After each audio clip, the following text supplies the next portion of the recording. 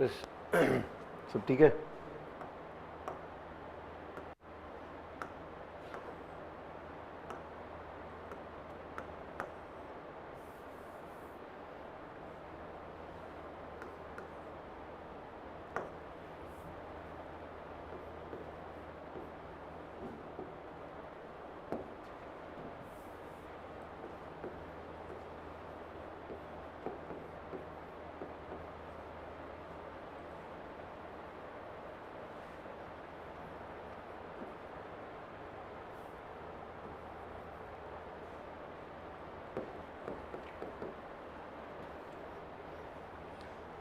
शुरू कर दो प्रवेश.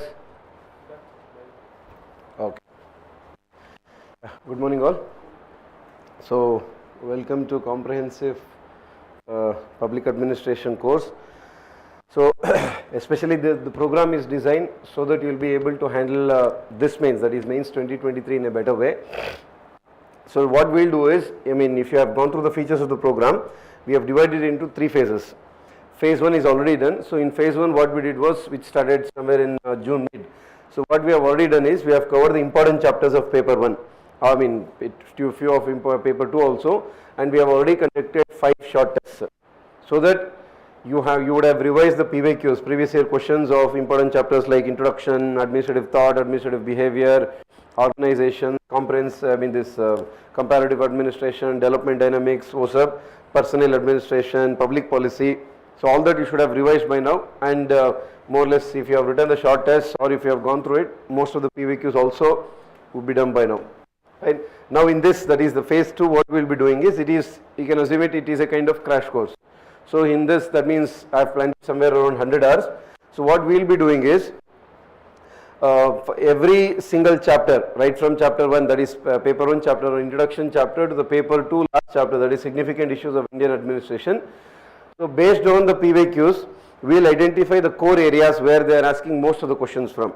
Fine. And what we will do is, we will just focus first point we will focus on I am noting down those keywords, key points of every topic. For example, we will start with that. So for every single topic, we will note down all those core words that has to be there. Maybe for example, let's say while we write public administration answers, either what we try to do is, we'll either make it more generalistic, or 2, we will not try to link between paper 1 and paper 2. And in paper 1 answers, if you have seen the discussion videos by now, you will understand that we have to make it more theory oriented in paper 1. That means if they ask a question in paper 1, it should be more of theory. If they ask a question in, when you are writing paper 2 answers, it should be more of practical approach. Fine. If you only keep on writing Indian administration answers in paper 1, that means you are missing out on the theory aspects, those thinkers and all those things. If you only write what do you call as this theory aspect, or if you over dominate theory in paper 2, that means again marks is going to be less. Here in general, always understand, when you write administrative PABAD answers, it has to be a combination of, as they keep telling multiple times, it should be a combination of your theory plus practice. Fine, that is more than obvious. And when you write paper 1 answers, theory should be more.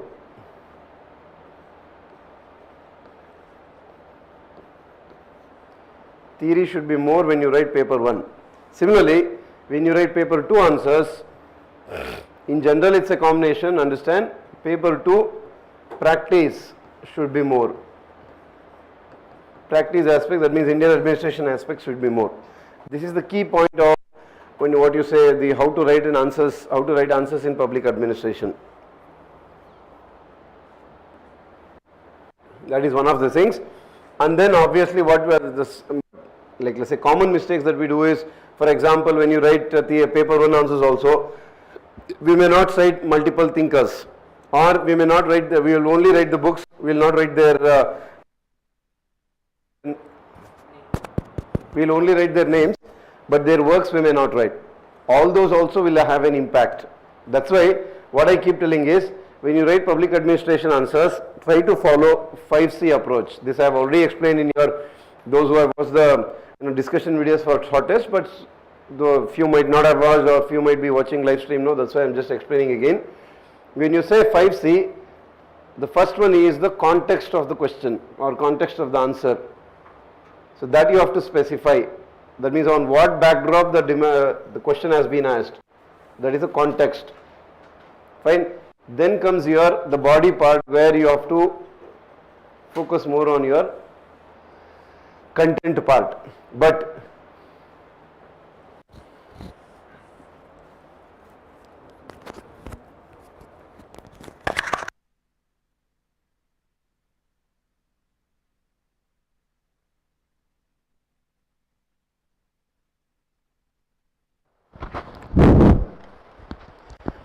fine, and the third C is here, because these two, on an average, any serious candidates will write.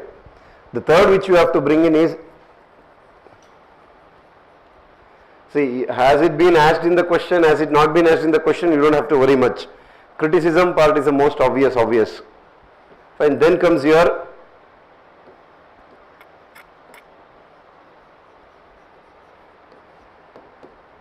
if it is a question on Taylor, you can't write only about Taylor. How Taylor's ideas were carried forward by someone else, or how Taylor's ideas, similar ideas are reflected today or in some other thinker's ideas. So that comparison perspective you need to bring. Then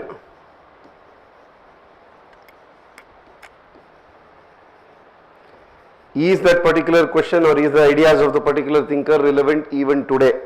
That is your contemporary approach. Fine, today. In addition to all these things, what matters the most is whatever you write in your answer, you need to have clarity of expression, because whatever you write, if it is not clear, if it is not simple to the point, then obviously you are not going to get that extra marks. It has to be simple to the point. We have obviously chance of getting 280 plus 290 plus in Pavard also. So that's why we have kept it as 300 plus, at least, so that if you should aim for 300, you have very good chance of getting 280 and 290 also. It depends on how we address the demand of the question properly, following these kind of approaches. Fine? Yeah, again, if you look at the questions again, let's say for example paper 1 you take, both paper 1 and paper 2, you will have 28 questions, correct? So on which 10 are compulsory. I'm just giving you a brief, we'll go to the core content part. Then obviously in the 18 you have to choose. I mean, out of that whatever, you know all these things by now. So totally you will have 28 questions. Now if you go and analyze right from 2013 to 2022, at least I can say 2/3 of the questions repeat from same areas.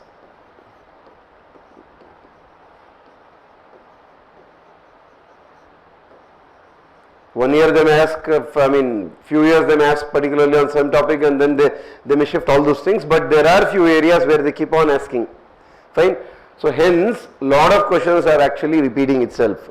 The way they ask will differ. The demand, the wordings they use is different, but actually the demand of the question will more or less remain the same.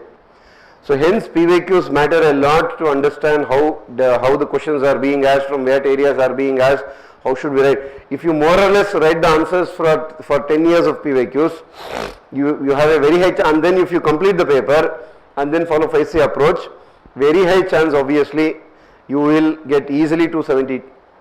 Fine. But you should complete the paper and you should have written PVQs, because that skill of answer writing should have been practiced. Fine. Again, within that, as we do it in GS also, you can categorize the questions into 3.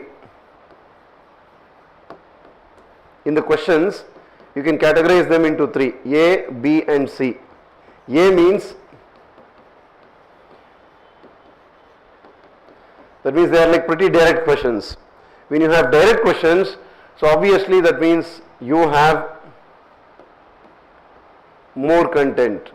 When you have more content, better you follow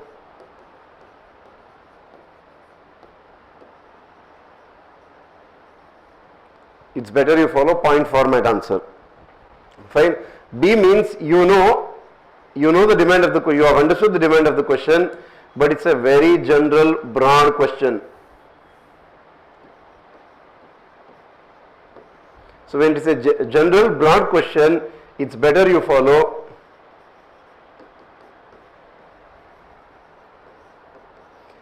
of course in optional very high chances for, because normally we will end up writing in short format, but short para format, but whatever it is, but this is the ideal one.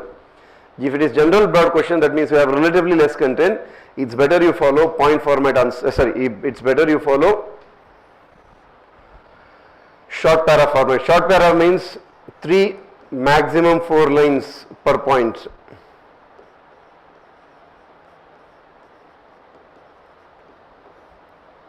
Fine.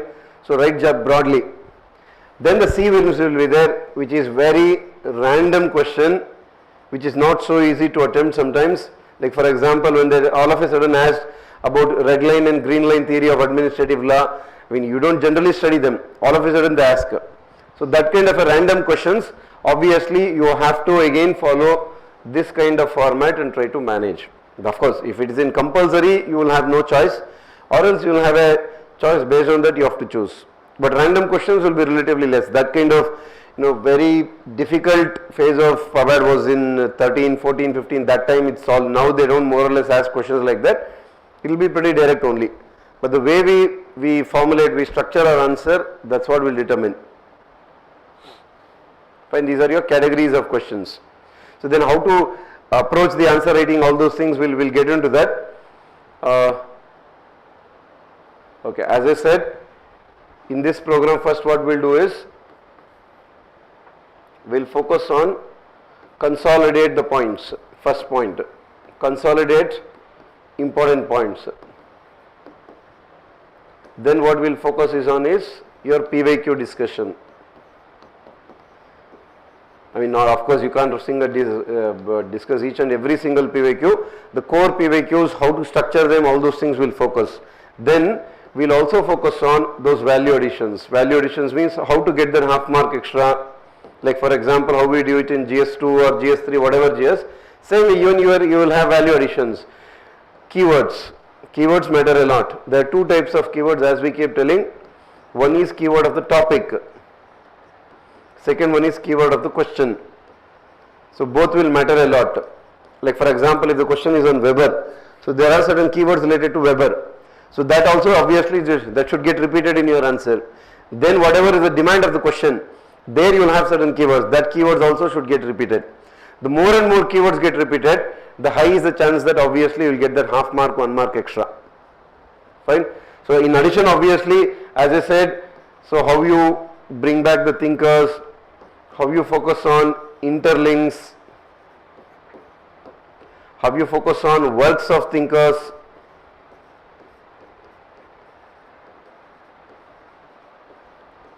all those will matter a lot. Fine. And obviously you should be knowing by now, you cannot write only to the point in public administration or in any optional for that matter. That's why what you have to do, always understand you have to focus on a macro holistic approach of answer writing. That means you have to write it from a very broad perspective. If you only write to what has been asked, obviously you can't even write more than half of the space that has been given. You have to follow a very broader approach. Especially in category B kind of questions, very broad. The more broader you take, 1, you can manage your space well. 2, it indicates to the evaluator that you have a broader understanding of the question or of the topic. So in that case, chances of getting good score is very, very high. So hence always follow macro holistic approach of answer writing. Fine. So then again, if you have a doubt as to, sir, what about the directive, like for example, what if they give analyze, comment and all those things, directive, always keep it in mind, does not matter much. Directive doesn't matter much, structure remains the same.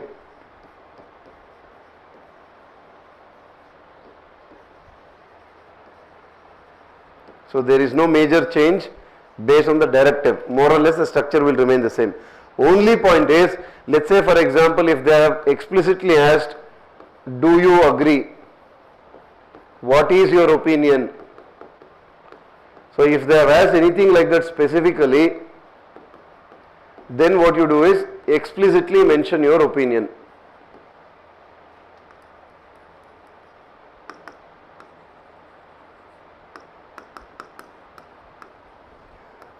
but again structure will not change, you just have to explicitly mention your opinion.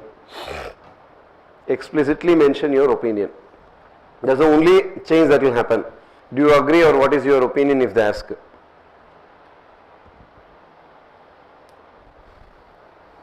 Right, yeah, this kind of, these directives or what you can say principles kind of a one will apply both for your paper 1 as well as paper 2.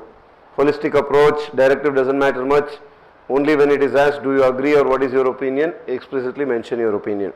Rest on how to structure all those things, how to choose the questions, those 3 R's, all those things, that will get into that.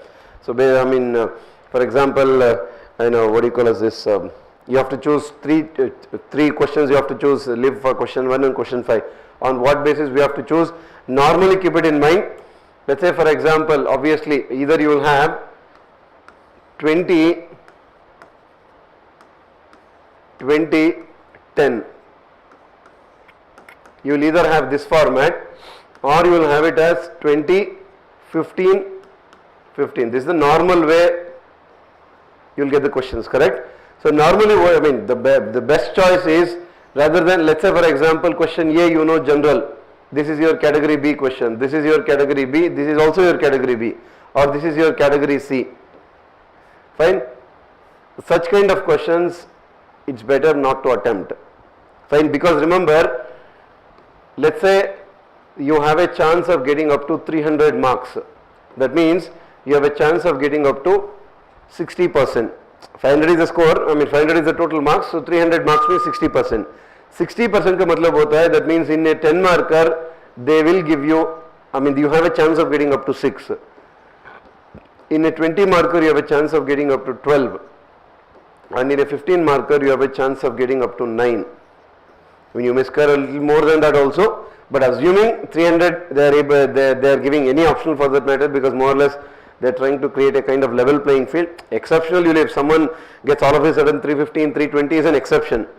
Largely, if you see more or less in every single optional, they are giving, there are toppers who have scored in 290s, sometimes 300 plus also. Let's assume 300, so 60% score. So hence, if it is a category B question, that means you have a chance of only getting up to 45% to 50% of the score. So hence, it's always better you choose those kind of questions where it's like this. A,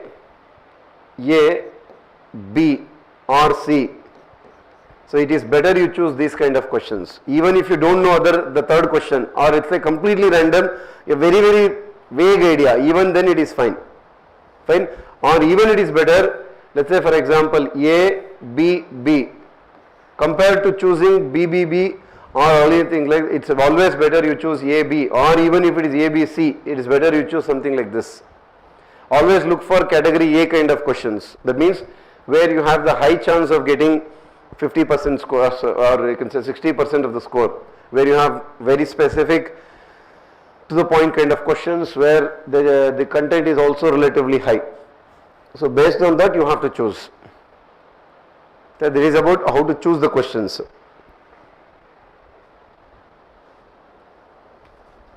Right? Now let's go to, of course we'll come back to when we discuss the PVQs, we'll focus on how to structure again, introduction part, body part, how to generate more and more subheadings, all those things we'll focus on that. Now let's go back to the, let's start with the core. Let's look at, obviously as I said,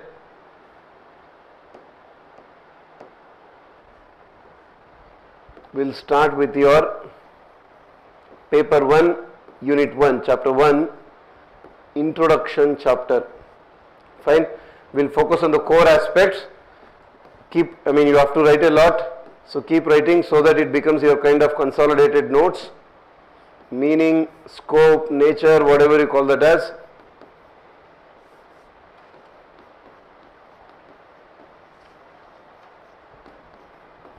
We'll just sum up. You don't have to discuss anything in detail, but if you look at the kind of PVQC, so that this we'll come back to this. We'll finish the chapter first, and then we'll focus on the discussion of the PVQs. So in this, for example, under this is the first subtopic under your introduction chapter. What kind of questions they have asked? In the recent years, that means if you have seen, The last question they have asked is in 2020. That means they have not asked 2020, they have asked 19, they have asked 18, they have asked. More or less there is a kind of core area is there. Let's say look at it, strength of PUBAD lies in exploring the complexities and nuances of the public policy making and implementation. That means in a way they have linked to public policy chapter, but it is a core. Government in action. Public administration is constantly reinvented because it is contextual. The scope is determined by what this is a core aspect, but if you write only what has been asked, that means again you are going to get maximum 40-50% score. How broader you make, how you bring that macro approach. Even let's say for example, as we keep telling, if the question is related to chapter 1 or chapter 2 or anything, you should write it as an overall public administration answer. You cannot write only what has been asked. Of course, that is a core. In addition, you have to bring all the other aspect. That will focus. If you have seen the kind of discussions that we have done, you will get an idea. But let's write the core topics, core content of your meaning, scope and nature of public administration. If you want, what we can do is,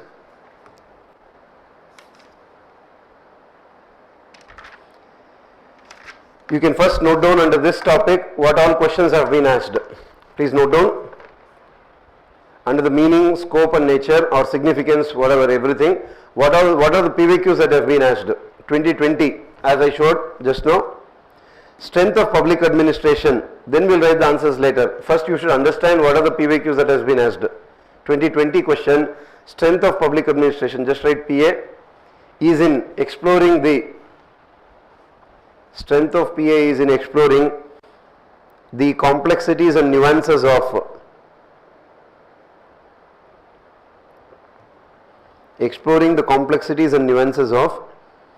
public policy making and implementation.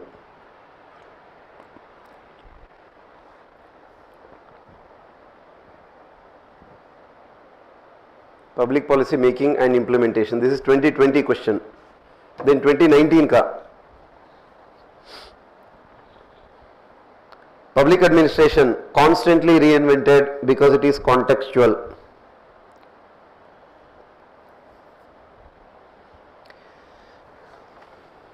PA constantly reinvented because it is contextual. Then 2018, is the scope of PA boundaryless? Is the scope of public administration boundaryless? That means actually more or less, if you look at the previous question also, more or less the core demand is the same. And this kind of questions have been repeated in multiple years, even in 1995, 1996, all those things. Then 2016, public administration translates politics into reality.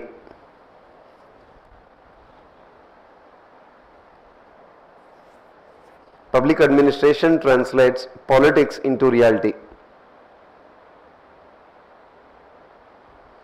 Translates politics into reality. That is 2016. Then 2010, study of PA should start from management rather than law.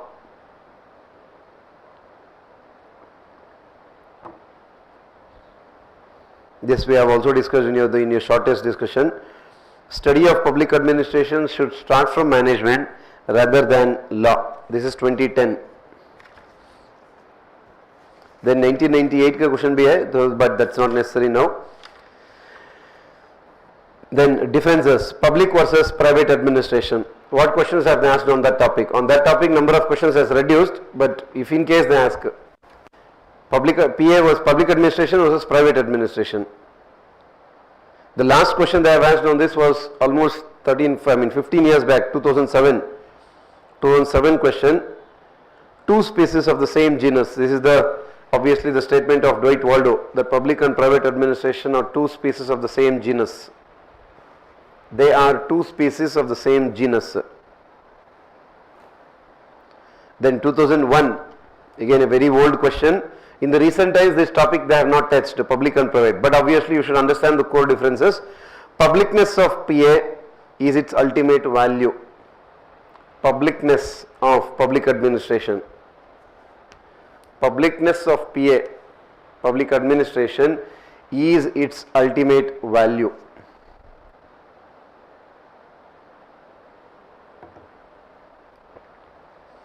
Publicness of public administration is its ultimate value. Fine, then public or private administration, the ultimate goal is efficiency. Public or private administration,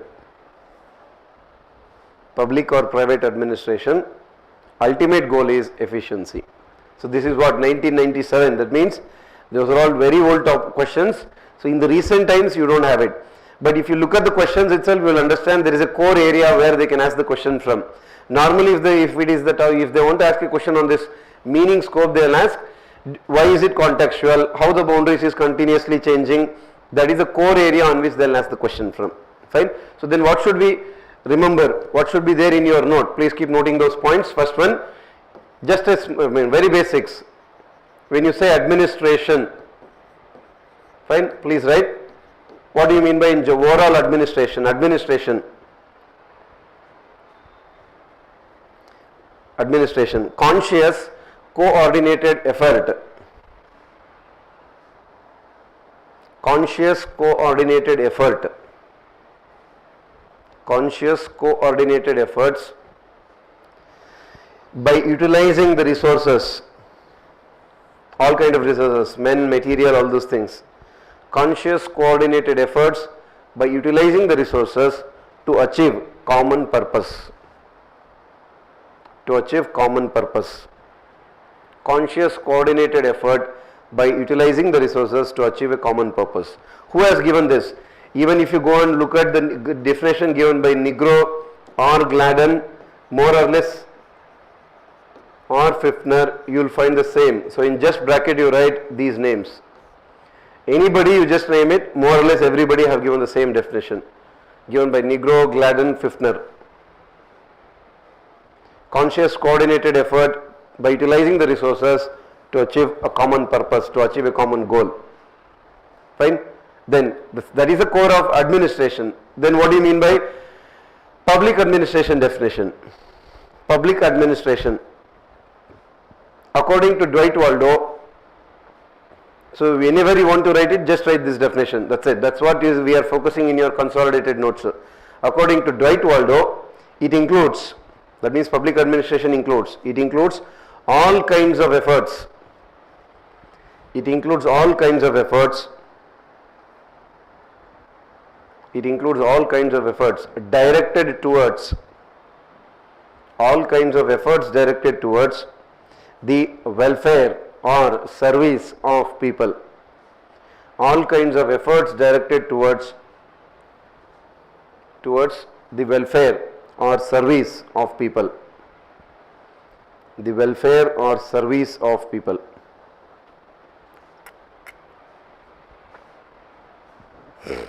Fine. Then small differences, that's it. Let's say for example when you say organization, what does it include? When you say organization, just take it as this: men, material, machine. That is your organization as a definition, triple M. Men, that means human resources, material resources, and the machine, tools. Fine. Then when you say administration, these are all just for your clarity purpose, that's it. When you say administration, what should you remember? Administration, it determines the organization. It determines the organization and takes the decision, determines the policy. It determines the organization and takes the decision. Determines the organization, that means structure everything as well as takes the decision, that is administration. Then what is the when you say management, what does that mean? When you say management, in charge of implementing the decision taken by administration. Remember Warren Bennett's very famous statement that managers do the right things, managers do the things rightly, leaders do the right things, like that. Management means in charge of implementing decisions taken by administration. In charge of implementing decisions taken by administration. Decisions taken by the administration. Fine, that's it. You don't have to remember anything extra. If it is there, you just have to revise. The intention why we are doing this is you should just revise it just before going to the exam. So the more and more you revise, it will remain, because you can't directly revise from your class notes or reference book. Obviously, it's not so easy. By now, you should have understood that. Fine, this is the core differences. Then, what else should we keep it in mind?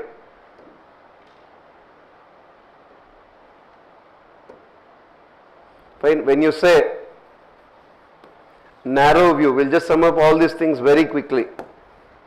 When you say narrow view, what does it include? Narrow view. PA includes study of only executive. PA includes study of only executive. PA includes study of only the executive. Fine. Now who all supported this? Given by or supported by, you can say. Supported by classical thinkers. Supported by classical thinkers. Now mostly supported by the classical thinkers. If you want specific, you can say even Willoughby support. Willoughby has given both, but he has given both the definitions. Willoughby, Simon is a behavioral thinker. Willoughby, Simon, Fayol, etc. These are all narrow view. Negro, all those things. Only the executive organ. In fact, what Willoughby says is that he differentiates it also. He differentiates into two again. One is called as executive, second one is called as administration. That means he divides it into political executive, permanent executive. So he says this is PA. Even not the political executive, only the permanent executive, he says. Narrow view. Some people put him under broader view also, because he says in a broader perspective it includes all of them like that, but Willoughby, Simon, Fayol. Then broad view. So broad view means, in simple terms, just in one line, broad view, study of all the three organs and their interdependence. Study of all three organs and their interdependence, legislature, executive, judiciary, as well as their interdependence. That's it. You don't have to remember anything extra. Study of all the three organs and their interdependence. Who all have given this? Woodrow Wilson, L.D. White, Leonard D. White. Woodrow Wilson, L.D. White. That is broad view. Woodrow Wilson, L.D. White.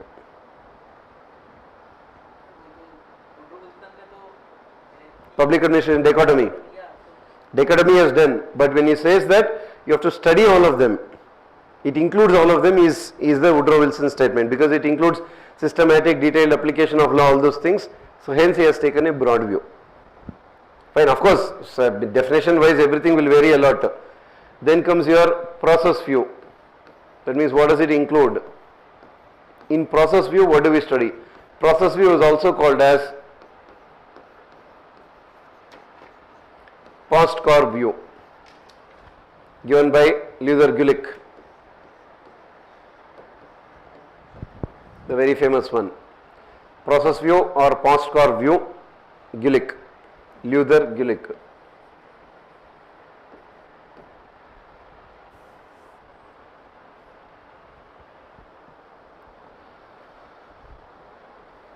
Fine. What is their core belief? According to them, administration, it's a kind of universal. According to them, administration remains the same, irrespective of the field. According to them, administration remains same, irrespective of the field. Remains same, irrespective of the field. That means whichever area of sector you are functioning, it doesn't matter, everywhere is the same. Kind of course, classical idea. Process view, post-core view. If you want in simple terms, you can link it to which one? Classical thinkers, classical thought. That's what is what? Universality, classical thought.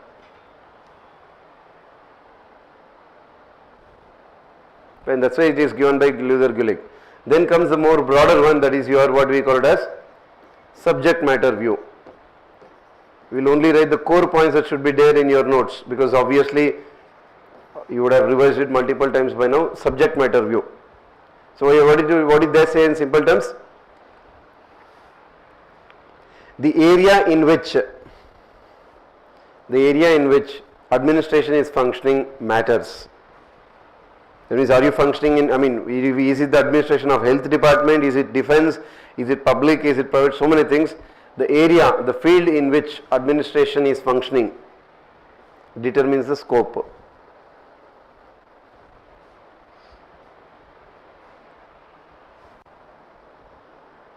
Determines the scope. Fine, obviously what is it? This is most broadly accepted. Subject matter view, most broadly accepted. This is most broadly accepted view. The broadly accepted view. Subject matter view, broadly accepted view. Fine. Then comes here again managerial view. Managerial view. Again more or less similar to the classical thought. Managerial view. PA includes only, public administration includes only study of managerial activities. Includes study of only managerial activities. That means top level.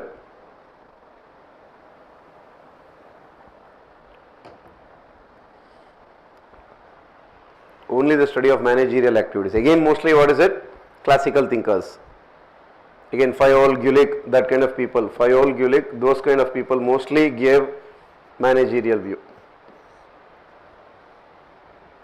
And then reverse. The next comes integral view. Integral view. Study of managerial plus technical plus clerical plus manual. So all of them. Managerial plus technical plus clerical plus manual.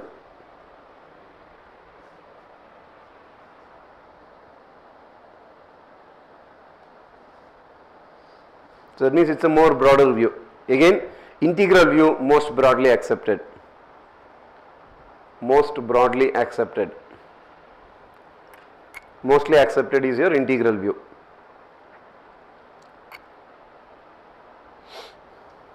Fine. That is another way. Then what all are the different types? Legal view. Legal view. What does PA include? These are all related to the scope itself. Legal view. Of course, the most famous one for legal view is again Woodrow Wilson. Woodrow Wilson. PA includes all those activities. PA, public administration, includes all those activities related to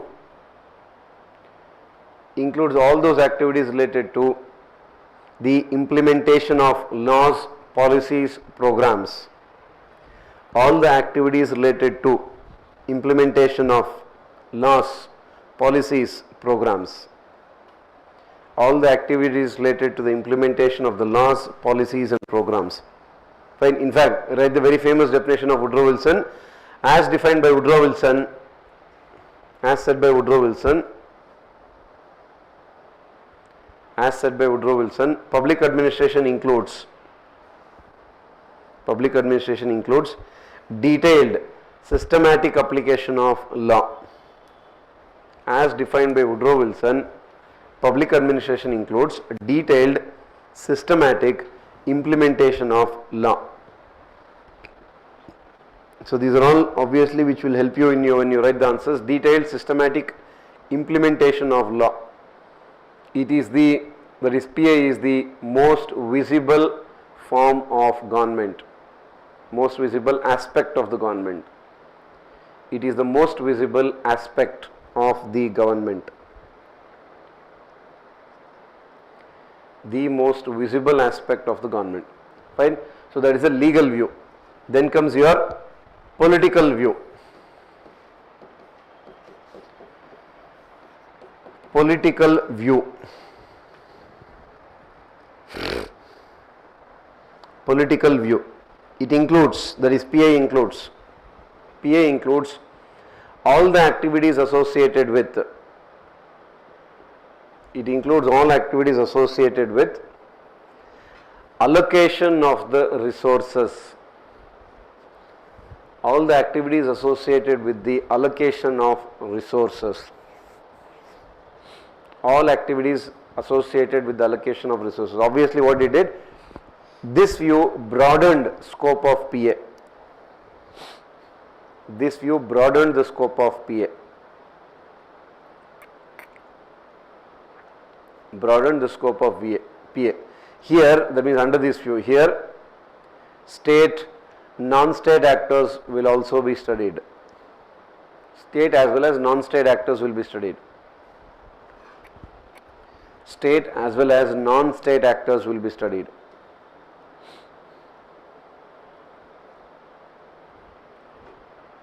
Fine. Then market view. Market view. Market view. PA includes all the activities. Public administration includes all the activities carried, all the activities carried, all the activities implemented, all the activities carried using public money. All the activities implemented using public money.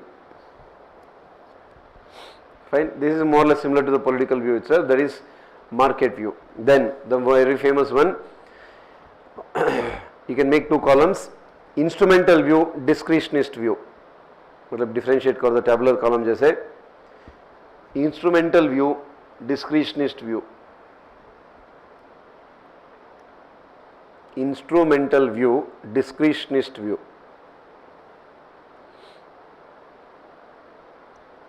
Fine. Under instrumental view, PA is an instrument in the hands of political executive. Administration is an instrument in the hands of political executive. We are writing under instrumental view, it is a tool, it is an instrument in the hands of the political executive. Hence obviously the next point under instrumental itself, hence it is not autonomous. Hence it is not autonomous. What is it concerned with then? It is only focused in implementation of decisions taken by political executive. Only focused on implementing. Only focused on implementing the decisions of political executive. Only focused on implementing the decisions of political executive. Fine, that is your instrumental view, which is a very narrow view. Fine, narrow view of, that means the importance of public administration is narrowed by that view. Then discretionist view. PA is not just a tool in the hands of political executive. It is not just, PA is not just a tool in the hands of political executive. It is not only a tool in the hands of political executive. Then obviously, hence the next point flows, it is autonomous. It is autonomous. What does it function based on? It is functioning, it functions based on the values of constitution. Functions based on values of constitution. Social ethos. Social ethos. And obviously what is it? Broader view, most accepted view. So always you should back a discretionist view. Let's say for example, if you link it to neutrality, as like for example, as when you take neutrality means what? Whatever your role is to just give free, fair and frank advice, whatever they take the decision you should implement. That is the typical view. That is the instrumental view. That means whatever they take the decision you implement. But if you take by decision, remember like very famous Adolf Eichmann's example of Adolf Hitler, that whatever Adolf Hitler says, Adolf Eichmann implemented. So then obviously he is following instrumental view. You cannot, at present always you should understand, whenever they ask the view, you should back discretionist view. Fine, that's what you call as the broader view, the most accepted view is your discretionist view. Fine, then just to sum up very quickly, when you say Descriptive or empirical view. These are all just the words I am writing so that you keep it in mind. When you say descriptive or empirical view,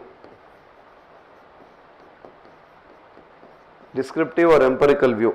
So what do we study here under this view? Descriptive or empirical view studies what is. So what is should be in single inverted. That means what is there exactly in reality. We will only study that. Descriptive or empirical view, what is we will study. Then reverse, prescriptive or normative view, what ought to be, how the administration should actually be there, how should it function. That is called as prescriptive or normative view. Prescriptive or normative view, that is what ought to be.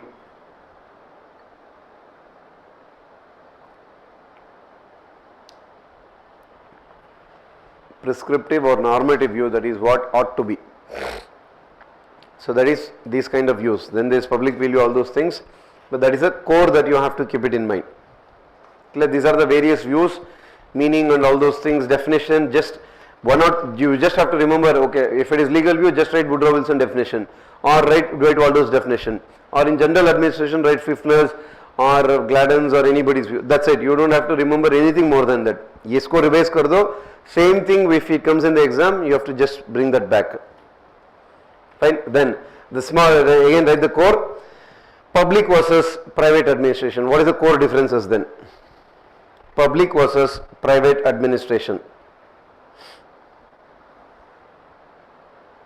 Public versus private administration. What are the core differences? Fine. First you write the similarities. Similarities. Again, you should always bring the theory approach. According to classical thinkers,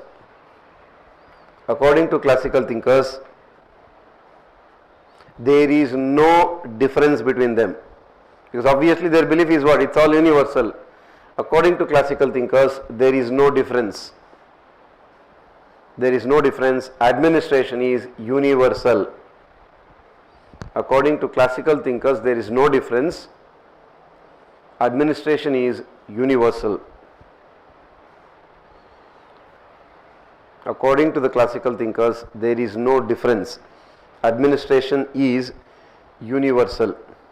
Fine. Then, according to contingency thinkers,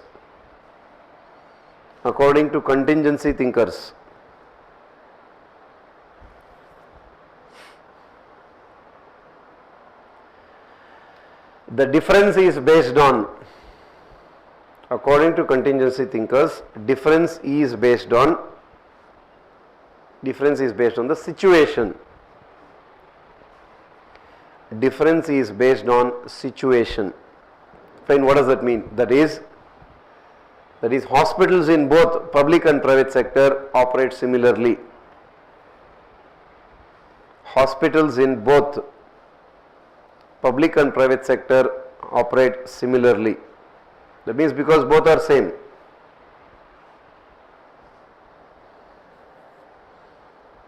In both operate similarly. So situation determines it. If it is hospital, both are the same. If it is PSU, if it is company, both are the same. So it depends on the, the context. Fine, that is one. Then what all will remain the same? Obviously, according to postcard view, according to process or postcard view, according to process or postcard view, process or postcard view, both are same. Both are same. That means you go anywhere, obviously it is the same. Then 3E goals remain the same. Economy, efficiency, effectiveness. 3E goals remain the same.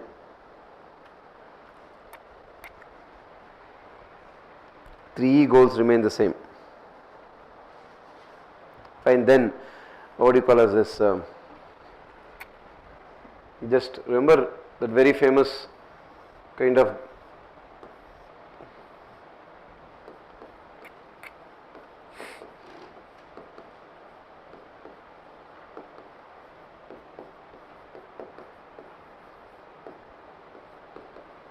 So just copy this.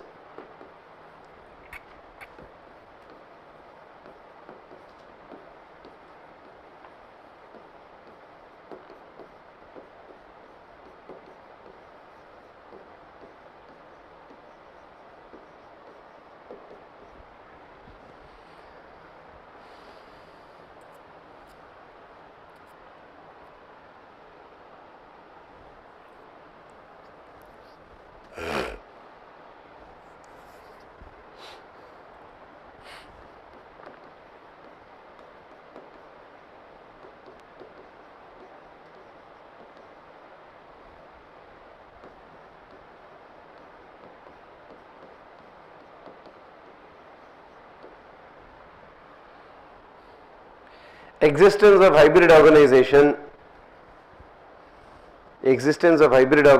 shows that both are same. Existence of hybrid organization shows that both are same. Existence of hybrid organization shows that both are same. The very fact that you have hybrid organization shows that of course public and private can coexist. Fine. In fact, a lot of people say the idea that you can privatize a sector shows that obviously the same thing can be worked well by private sector also. All those things are fine. Then what are the dissimilarities? What are the differences? Keywords. You will only focus on the core because by now obviously you would have revised the class notes and everything. What are the dissimilarities? First one is political accountability. That means the sector where you operate itself is that political accountability. That means your public administration is accountable to the political executives. Political accountability. B. Political direction and control. You have to work under their overall guidance and control. Political direction and control. Then constitutional legal regulations. Constitutional legal regulations. Constitutional and legal regulations. Fine. The next one, external financial control. External financial control. That means there will be too many regulations. For example, in simple terms, CAG audits is there, media will audit, social audits are there. Those are all various points which shows that obviously external financial control is very, very high. Fine. Then service motto. Public interest. Service motto. Service motto. That's another point obviously which differs the public administration. Then principle of uniformity. Wherever you operate, you have to operate in the same manner. Principle of uniformity. Principle of uniformity. Fine. So obviously you can say another one, more checks and balances or more checks by the media and public. More checks and balances by media and public. More checks and balances or more checks and vigilances by media and public. By media and public. Yeah, we forgot to write the very famous one. You before this, where you have written before you start public administration versus private administration. So let's write let's write that core. Udhar Jackie, you can sum up that with Dwight Waldo statements. Dwight Waldo. Before you write where you have written, ended the views, various types of views, there you can write this. As said by Dwight Waldo, this is a very famous statement. As said by Dwight Waldo. As said by Dwight Waldo, any effort to define public administration, any effort to define public administration is a mental paralysis. Any effort to define public administration is a mental paralysis. It is neither an enlightenment nor a stimulation. It is neither an enlightenment nor a stimulation.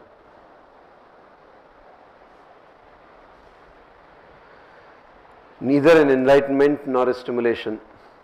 The scope of PA will keep vacillating, that means fluctuating. The scope of PA, public administration, is vacillating. VACILLATING means it keeps fluctuating. Scope of PA is vacillating.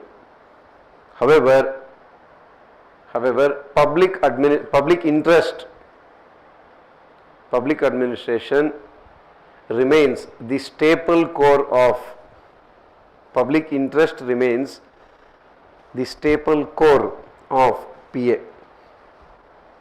Public administration remains the staple, that means the core of public administration. Public interest remains the staple core of. In fact, whenever you have the question on what do you call it, the scope and everything, you can just use this as conclusion. We'll write, when we write the answers, you will get to know. First, let's finish off the core points, then we'll write these definitions and everything. Public administration, public interest remains the staple core of public administration. Okay, now again come back, but where you have written the differences between dissimilarities, all those things. Again, you can sum up with Dwight Waldo's statement. That itself is your question also. As under public and private administration, we are writing. As said by Dwight Waldo,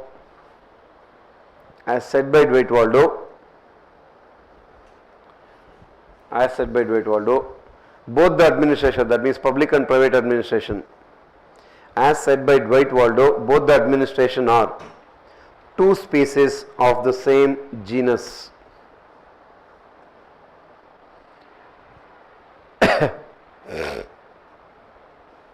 They are the two species of the same genus. The difference is in the degree, not in the form. The difference is in the degree, not in the form. That means you just remember the statement that, so both are two species of the same genus. Difference is in the degree, not in the form. That's the very famous, when the question is there on public administration, private administration, so just write this. What are the similarities? What are the dissimilarities? What is Dwight Waldo's statement? It is more or less the same. Wherever you go, there is nothing extra that you have to write under that. Clear? Iske baad obviously what you have to write is on, okay, we'll come back to the answers. Wilson, Woodrow Wilson. Let's write the questions, PYQs on him. Let note down the PYQs. Answers will come back. Let's say, because obviously you can't write topic by topic. We'll write chapter by chapter. There maybe we can write in thinker by thinker, that we'll write it there. Wilson's, what are the questions on Wilson? 2017. Woodrow Wilson's essay is still relevant. 2017 question. Woodrow Wilson's essay is still relevant. Woodrow Wilson's essay is still relevant. 2017, that is. Then very old, in the recent times they have not touched the topic of Woodrow Wilson. Field of public administration is field of business. Field of public administration is field of business. A very old question, 2009. Field of public administration is field of business. Fine, then 2008. Can Wilson be called as father of public administration? Can Wilson be called father of public administration? That is 2008 question. See, the moment you look at it, you will understand, okay, in the recent times, they are not asking multiple questions on these topics. They are asking on broader aspects. Then the 2005 question, administrative questions are not political questions. See, if you look at the question itself, you will understand that is a core area on which they keep asking. And whatever you write, you are in your consolidated notes, it should be based on this. Administrative questions are not political questions. 2005 ka, very old again. Administrative questions are not political questions. Understood? These are the areas in which they are going to ask. If in case they ask this year also, the area more or less, the scope has to be in and around this. Fine. So then, from the notes perspective, what should be there about Wilson in your notes? That will write. Obviously, the conceptual angle, all those things, wherever the doubts are there, that will clarify. Fine. What should we remember then about Wilson? First one is obviously, first write about it. Woodrow Wilson's famous essay. So whenever you write, obviously you should write this. Woodrow Wilson's famous essay, The study of administration. Woodrow Wilson's famous essay, The Study of Administration. The Study of Administration in Political Science Quarterly. Study of Administration in Political Science Quarterly, 1887. In the Political Science Quarterly, 1887. Political Science Quarterly, 1887. What is he? He is the first person. He is the first person to command, or you can say to call for. First person to call for. That means the authoritative person, not exactly the first person. First person to demand for a scientific study of public administration. First person to demand. Remember, obviously again, is public administration, science, art, all those things are there. First person to demand a scientific study of administration. Here itself in bracket you clarify those things. Fine, in margin, in every page it's better you keep some margin, because anyhow you are asking for science of administration. Is public administration a science or arts? Wo sab question, just clarify that. PA is an art. This is not Wilson's view, clarifying the extra points, right in bracket, right in margin. Public administration is an art. Why do they tell that? Because it can be trained. Public administration is an art because it can be trained and given. That means imparted, because it can be trained. Then, is PA a science? Is public administration a science?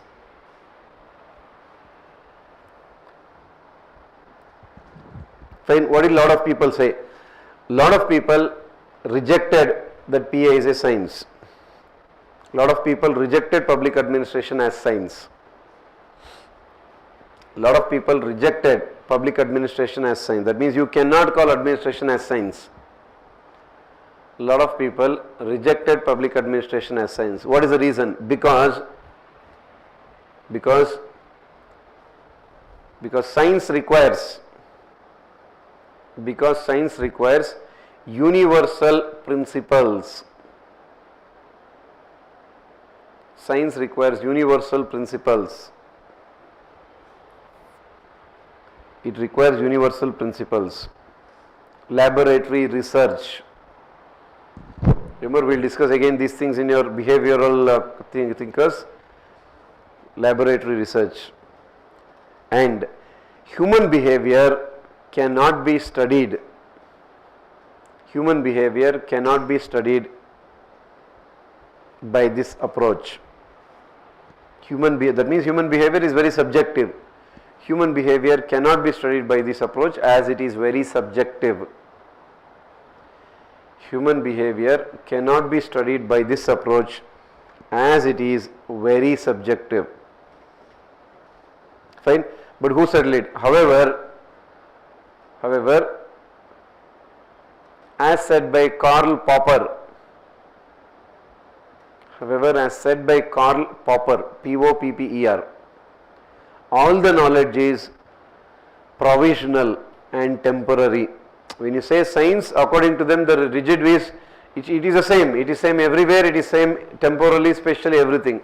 As said by Karl Popper, all the knowledge is provisional, temporary. Provisional and temporary. Hence, the ever-evolving concepts of public administration. Hence, the ever-evolving concepts of public administration also makes it a science. The ever-evolving concepts of public administration also makes it a science. Also makes it a science. Fine, then. Remember all these very basic questions. Is public administration part of political science? Answer that question. We will come back to Wilson. Is public administration part of political science? Is PA part of political science?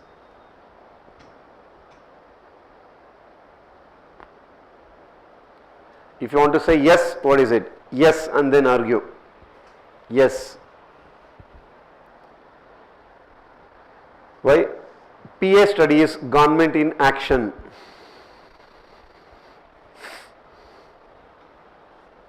PA studies government in action,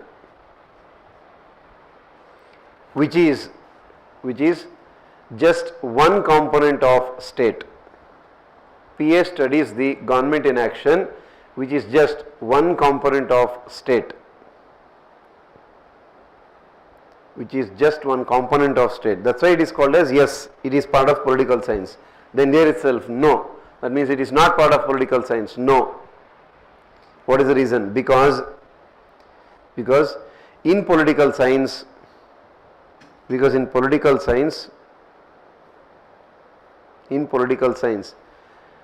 tools and techniques of administration is not studied. In other words, post-corp. The tools and techniques of administration is not studied. In bracket just write post-corp. Means yes, a planning, organizing, staffing, WhatsApp, obviously they don't study there. Because the tools and techniques of administration is not studied, in bracket post-corp. And then, is public administration a management? Is PA a management? Is public administration a management? Again, yes. Yes, because the tools and techniques remain the same. That is post-corp again. Yes, because the tools and techniques remain the same. Because the tools and techniques remain the same. In bracket post-corp again. Tools and techniques remain the same. Post-corp. Then again, no. No, because the value system varies. Because the value system varies. Service is the motto of PA, profit is the motto of public-private administration. Service, motto of public administration. Service, motto of public administration. Profit, motto of private administration. Profit, motto of private administration.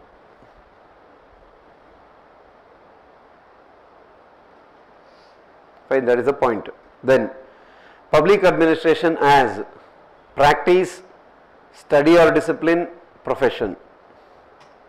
Public administration as, these all specifically they don't ask questions on this, we have already mentioned, but broadly you should just have an idea, because one or other statement what they famously call as fodder points, just say you can bring back when you want to write your answers. Public administration as a practice, study or discipline, and profession. So just write some core points, that's it, you don't have to remember all. If you remember that, you can drag the points and then write it in your answers. Then, as a practice, it is very old. As a practice, it is very old. How old? As old as the state. As old as the concept of government itself. As old as the state or government.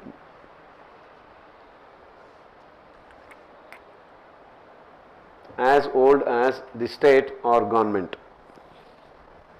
Fine, that is as a practice. What about as a study? As a study or a discipline, it is new. It is new. Again, contribution of Wilson. Credits to Wilson, means he is the first person who called it.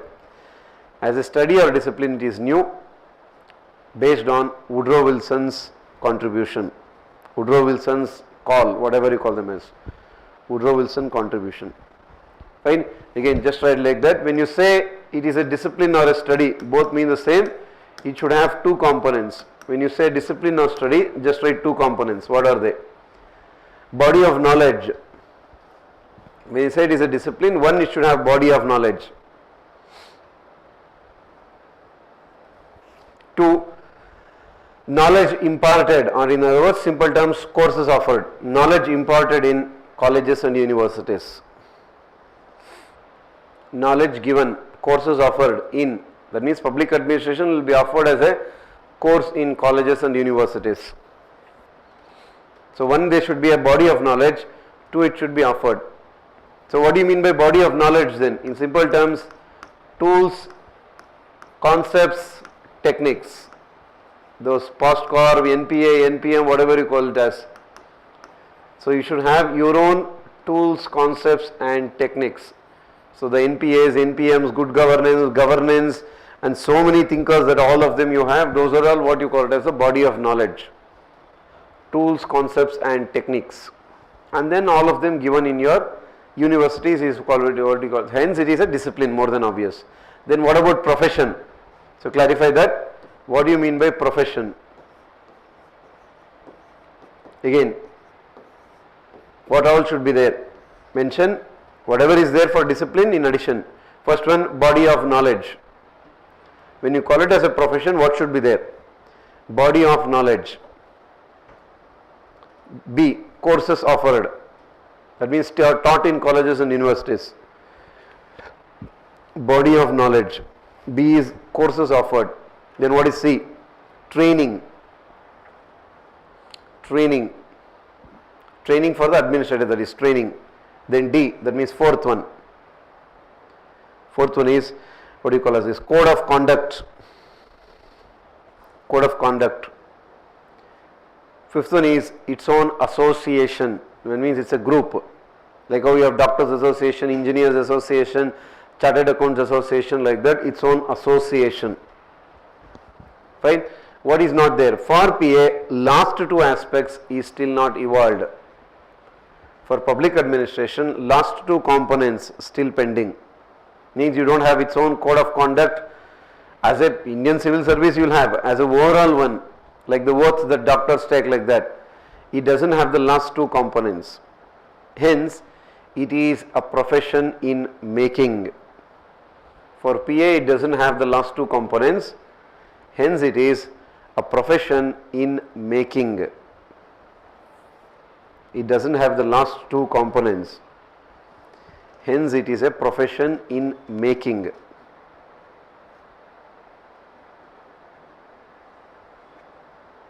It is a profession in making. Clear? Fine. So that is about one. Now come back to the Woodrow Wilson concept.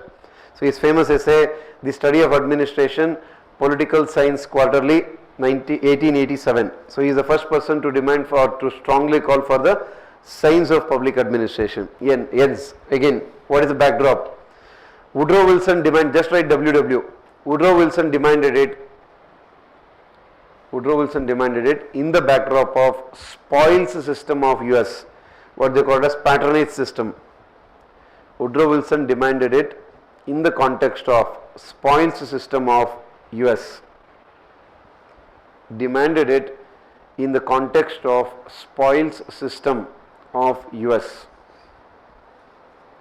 Context of the spoils system of US. Fine. Or in other words, you can also write in bracket, public service movement of US. That is the key word. Public service movement of US. Public service movement of US. His concern was,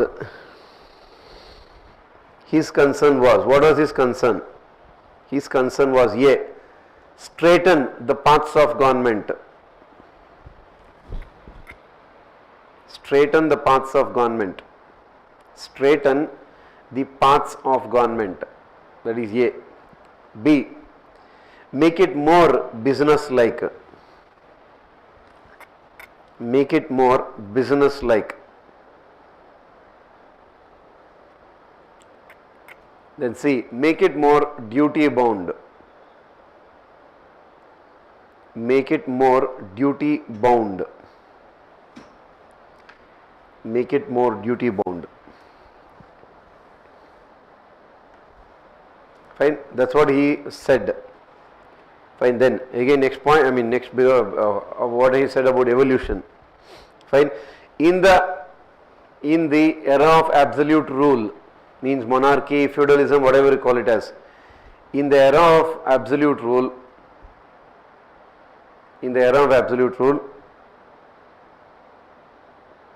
there was no focus on study of PA. In the era of absolute rule, no focus on the study of PA.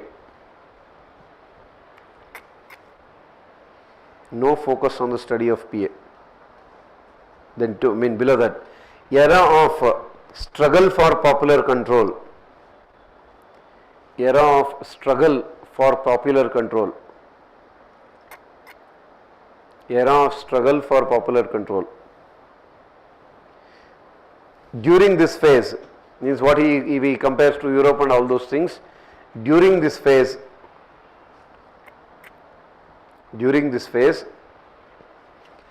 administration was made more efficient. Administration was made more efficient to satisfy people's demand. Because people were demanding reforms, administration was made more efficient to satisfy people's demand. Was made more efficient to satisfy people's demand. More efficient to satisfy people's demand. Then popular control phase, a popular control era. In other words, democratic era, popular control era. Popular control era. So obviously what happened? Subjects became citizens. So whoever were subjects during the monarchy era, now they are obviously the citizens. Subjects became citizens. Subjects became citizens. Concept of human rights evolved. Concepts of human rights evolved. Hence, study of administration became very important in Europe. These are all European angle he is bringing.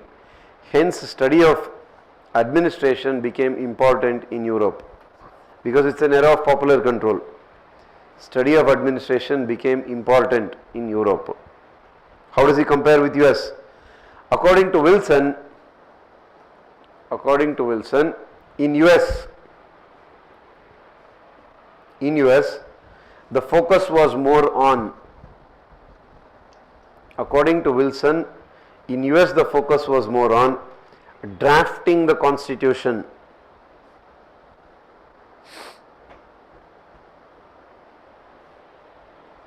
According to Wilson, in US the focus was more on drafting the constitution. Hence, what did he famously tell?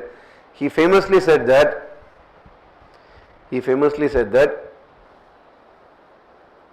it is becoming difficult to run a constitution than to frame it. According to Wilson, it is becoming difficult to run a constitution, to implement a constitution than to frame it, rather than to frame it. Difficult to run a constitution rather than framing it. Than to frame it.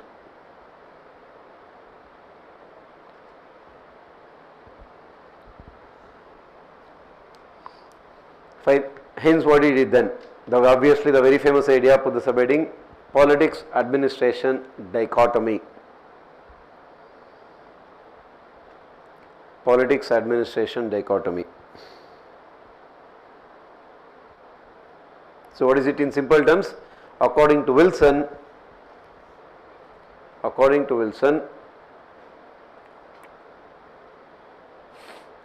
politics is about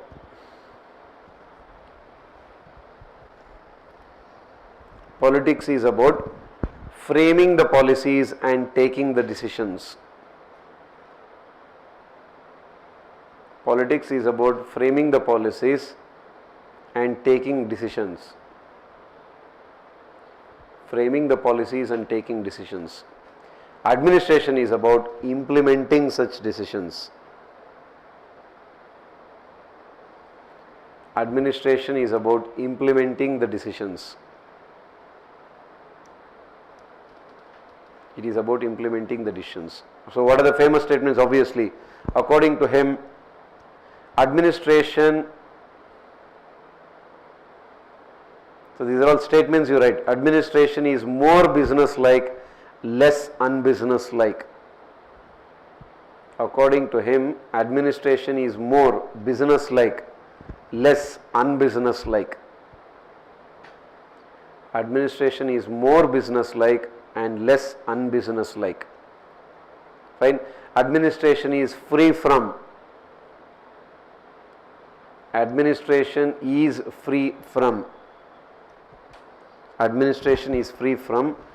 the hurry and strife of politics. Administration is free from the hurry and strife of politics.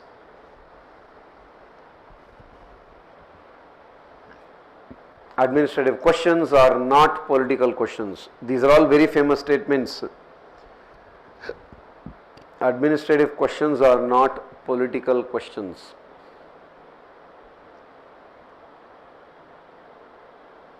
Administrative questions are not political questions. Fine. Same view, who took it forward? This view was taken forward by Frank Goodnow. This view was extended by Frank G. Goodnow. Just write Frank Goodnow. This view was taken forward, was extended by Frank Goodnow in bracket, father of American public administration. This view was extended by Frank Goodnow, father of American public administration. Father of American public administration. In bracket again, what is his work? Politics and Administration. That is his book. Frank Goodnow's book, Politics and Administration. Politics and Administration. Fine, how did he define? According to him, politics is the expression of the will of the state. According to him, politics is expression of will of the state. Expression of the will of the state.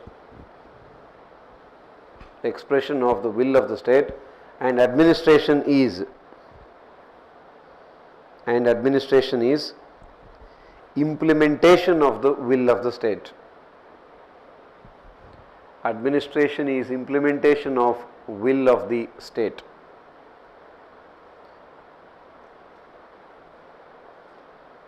Fine. Again, just as an interlink, this is not Woodrow Wilson idea. In bracket you can write, this view was rejected by, that means this view in the sense dichotomy view, public administration, politics administration dichotomy. This view was rejected by Simon Robert Dahl. Simon Robert Dahl. Fine. At present it is not relevant. That means the politics administration dichotomy view. At present it is not relevant. Why? As at present it is not relevant, as administrators are also involved in, administrators are also involved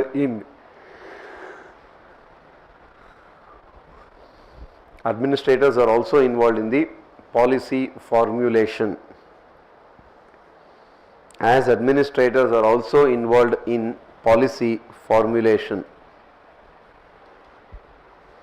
As administrators are also involved in the policy formulation. Especially in developing countries, add that, especially in the developing countries. Especially in developing countries. Fine. Just to understand, have it in your notes, make 2 columns, politics, administration.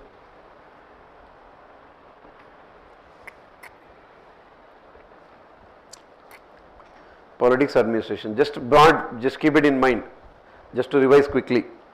So obviously what are the differences? Under politics, frames policies, takes decisions. Policy formulation and decision making. Frames policies and takes decision. Frames policies and takes decision. Administration implements them, implements decisions.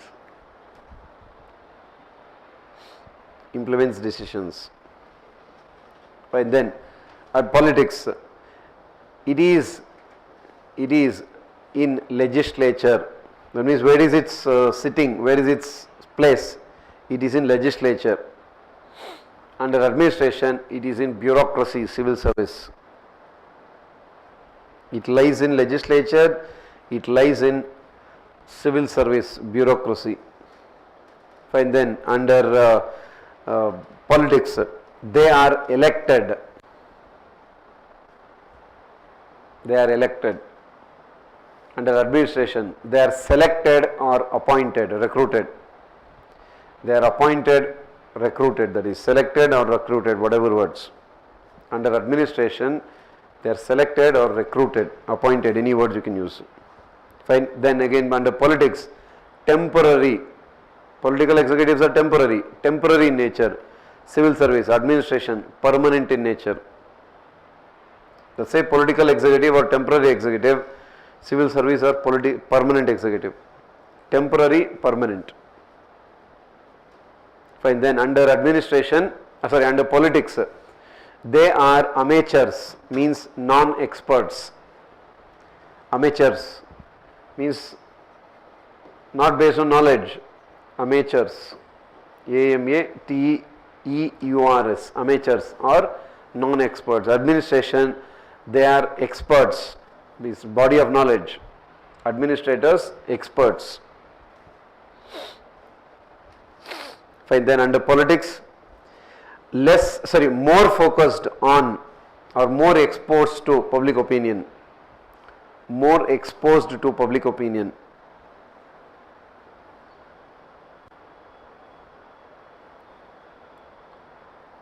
More exposed to public opinion, obviously less exposed. Less exposed. Fine. Then under politics, focus on, what do they focus on? Focus on political accountability. As Peter Self says, all these things, focus on political accountability. Administration, focus on professional competence. Focus on professional competence. Political accountability, professional competence.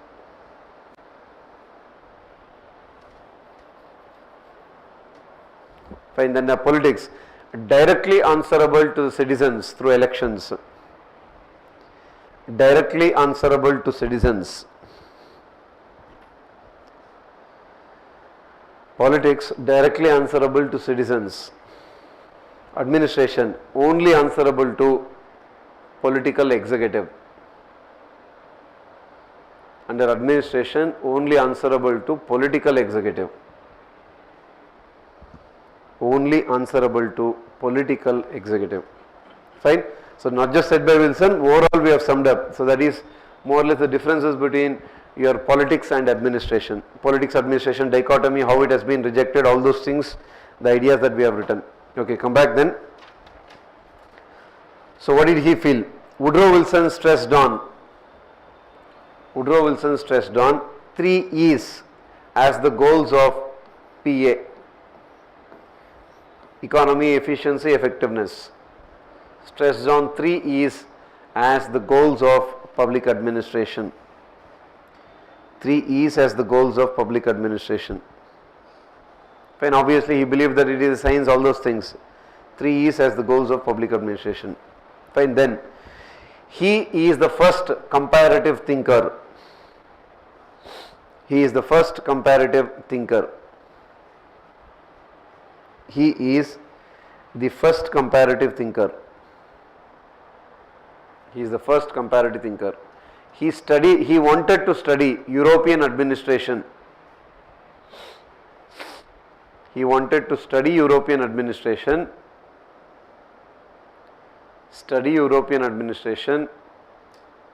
And use the lessons to improve American administration. Study the European administration and use the lessons to improve American administration. And use the lessons to improve American administration. I remember that very famous knife statement that you should only use, though it was criticized as imitating European administration.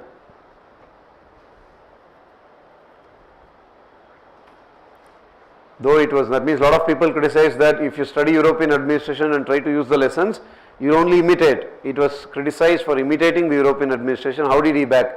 He backed it. He backed it. He backed it that. He backed it that it has to be. That means the lessons has to be.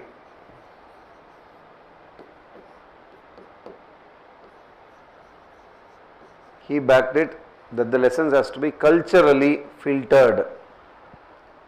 Means understand, remember that knife statement, when a murderer is sharpening the knife, don't take the intention, only take the art of knifing, sharpening it, like that. That the lessons has to be culturally filtered to suit American needs, American administration needs. It has to be culturally filtered to suit the American administrative needs. American administrative needs. Fine. He understood. These are all points that will help you in your answers. He understood that public administration is not a pure science. Even Dwight Waldo took the more or less same statement. He understood that public administration is not a pure science, but he wanted the scientific study of administration. But he wanted the scientific study of public administration. Fine, that's what he said. Of course, he said later says public opinion, equity, all those things also. That's what is the question also they are asking. Look at it. Is it relevant? Is it relevant even today? There itself we can clarify later. Clarify below. His ideas are relevant even today. His ideas are relevant even today. His ideas are relevant even today. Sir, how do you say that? Point number 1. 3 E's even today remain the goal. 3 E's even today remain the goal. 3 E's remain valid even today. Point number 2. Comparative perspective is more valid even today.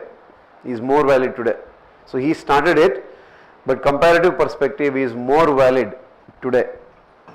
In fact, you have a chapter itself, and today we are in an era of globalization, all those things.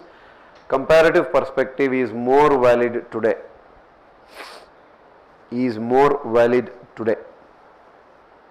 And then though the dichotomy idea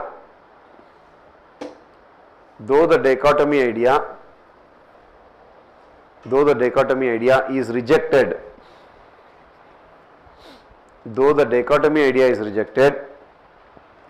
the demand for greater autonomy for administrators. Though the dichotomy idea is rejected, the demand for greater autonomy for administrators, greater autonomy for the administrator, in bracket you can write NPM era. The demand for the greater autonomy for administrators makes it relevant even today.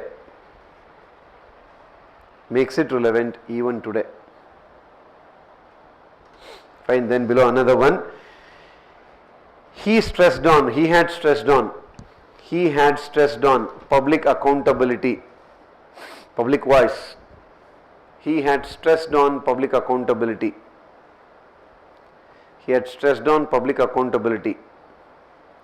Which is more relevant today.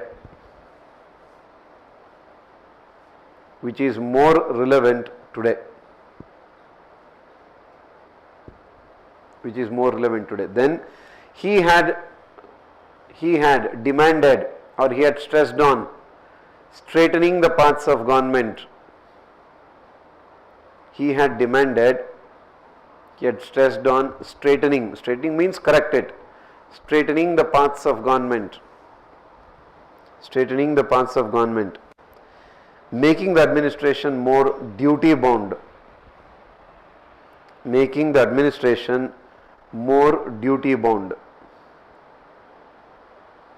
Again, what is it? relevant even today, more relevant today actually. Making the administration duty bound, it is more relevant today.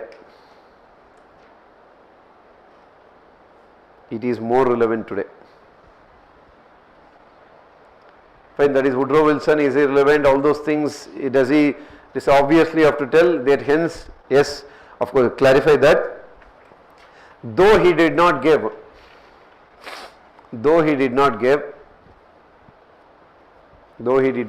any substantial concept or theory of public administration,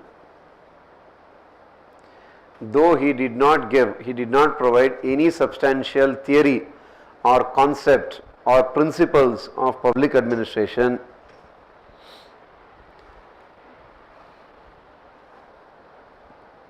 theory or a concept or principle of public administration, he is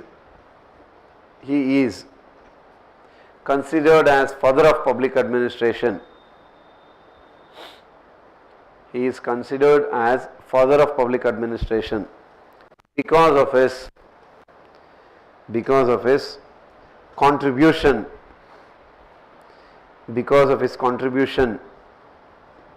and a call for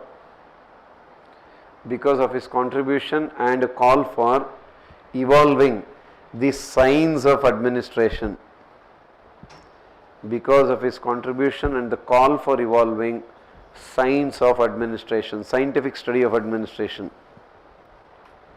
So that is the reason he is considered as a father, not because of his ideas, not because of his concept, because he has not given any major thinker, theory or a concept. Fine. That is his ideas, dichotomy, spoil system. So how Frank G. Goodenough took it up forward, all those things. Okay, fine. That is more or less the broader idea. And now, evolution of public administration.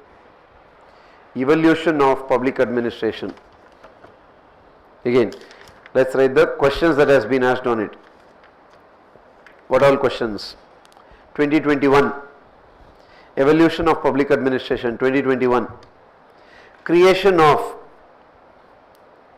of universal administrative theory.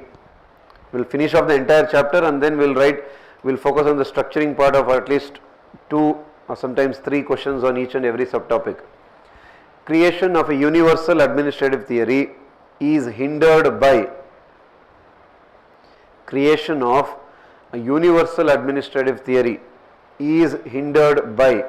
the impact of culture. Means because of huge cultural differences across the world, you cannot evolve a universal theory of administration so easily. He is hindered by the impact of culture. Yeah, because of this statement, so go back to Woodrow Wilson and there itself you can add that statement. Even today, whatever Woodrow Wilson, what you wrote just above, just linking back, say interlinkings. Even today, there is no universally accepted theory or science of administration. So these are all statements that, because if you write the statements, that indicates that you have more clarity. Even today, there is no universal theory or science of public administration. Just link this statement. Even today, there is no universal theory or science of public administration. Right, that means what? Woodrow Wilson's call is still not fulfilled. Okay, come back. That is 2021 question. 2017 question then. So even, every year they are not asking question on this because there are so many subtopics. 2017. Relationship between evolution of the discipline and the profession of PA. Relationship between evolution of the discipline.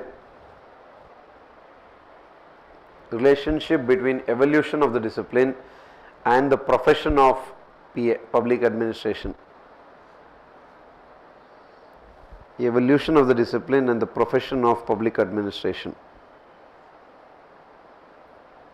Fine, then 2012. Different paradigms of evolution of PA, that means different stages.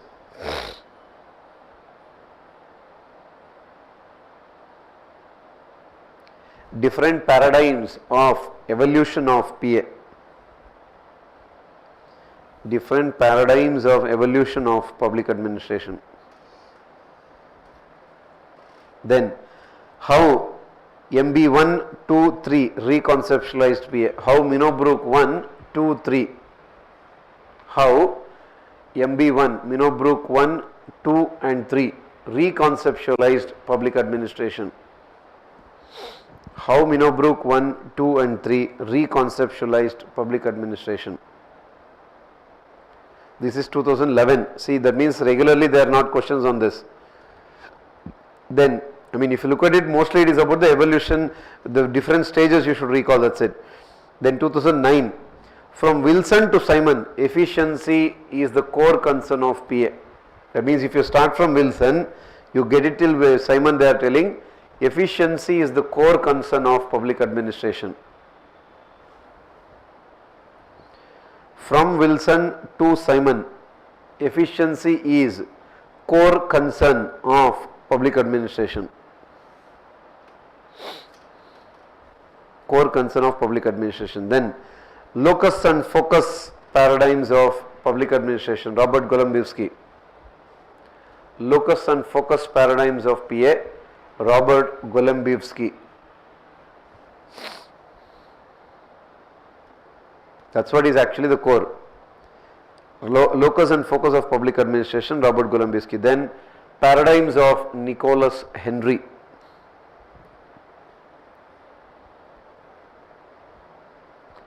Paradigms of Nicholas Henry.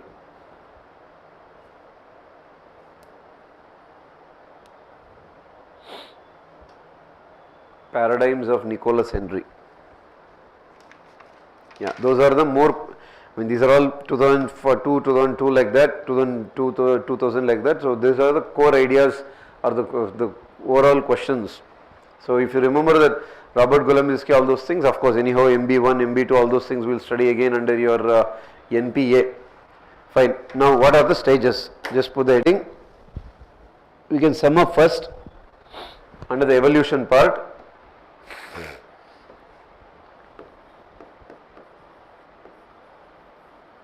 Then we will write the Nicholas Henry paradigms later. Just below that, first clarify, it can be evolution, it can be classified into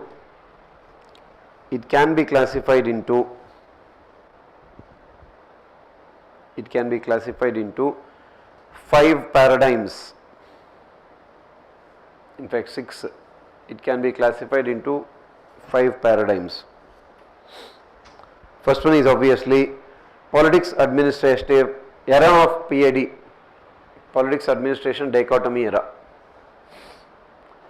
Era of politics administration dichotomy. They call it as 1887 to 1926. 1887 to 1926. Just sum up in quick. When you revise it, you should be there very quickly. You should sum up. Politics administration dichotomy era. Obviously, started with Woodrow Wilson's Study of Administration essay, 1887. Started with the study of Woodrow Wilson's Study of Administration essay. Started with Woodrow Wilson's The Study of Administration essay, 1887. Study of Administration essay, 1887. Then 1926. L.D. White's Introduction to the Study of Public Administration published. This is his book, Introduction to the Study of Public Administration was published. So that should be in single inverted. Introduction to the Study of Public Administration published. What is this? This is the peak of first era. Means that idea was at the peak. This is the peak of the first era. So even what is the other book also? This was the peak of the first era. Frank Goodnoe's Politics and Administration book was also published in this phase. Frank Goodnoe's Politics and Administration book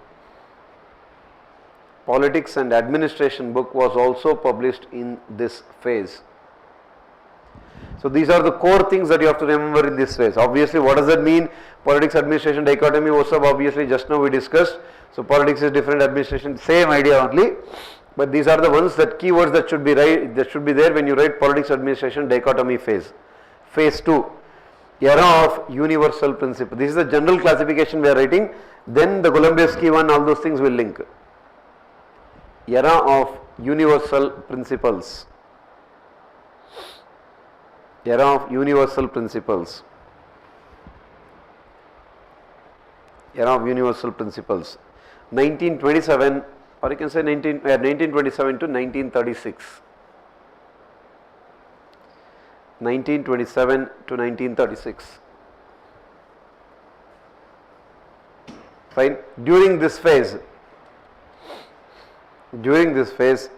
the publicness of public administration was diluted. During this phase, the publicness of public administration was diluted. During this phase, the publicness of public administration was diluted. Obviously, what is the assumption? Administration was considered universal irrespective of the context. Administration was considered as universal irrespective of the context. It was considered as universal irrespective of the context. Fine, that is what? The focus was on what? Focus was on evolving principles. Focus was on evolving the principles. Focus was on evolving the principles which are ready-made concepts. Which are ready-made concepts to be applied to any situation. Evolving the principles which are ready-made concepts to be applied to any situation. Ready-made concepts to be applied to any situation. Fine. Again, what is the peak? What are the major works? W. Willowby's Principles of Administration. Principles of Public Administration. Principles of Public Administration, published in 1927. Principles of Public Administration, that's the book name, published in 1927. Obviously, what will happen? This is the dominance of, this era is the dominance of classical thought. This era was the dominance of classical thinkers. This era was the dominance of the classical thinkers. Then 1936, Gulick and Urwick published. 1936, Gulick and Urwick published. Again, what is their book? Papers on the Science of Administration. Papers on the Science of Administration. So single inverted underline, papers on the science of administration. This is what again? This is the peak of principles era. Is whatever the work published by Gulick and Urwick, this was the peak of administration era. Sorry, principles era. Peak of the administration era.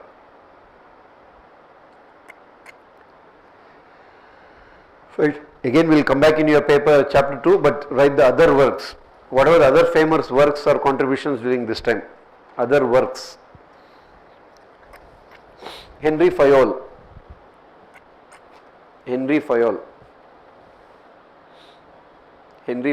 Industrial and General Management. That is his famous work. Industrial and General Management. Industrial and General Management. That is Henry Fayol's book. Industrial and General Management. Fine. MP Foley also obviously we'll discuss it later. Again, Taylor is there, more or less that all will come to that later. That is second phase, principles era of universal principles. Then say a third one, era of challenge. Era of challenge. Era of challenge in bracket 36 to 47.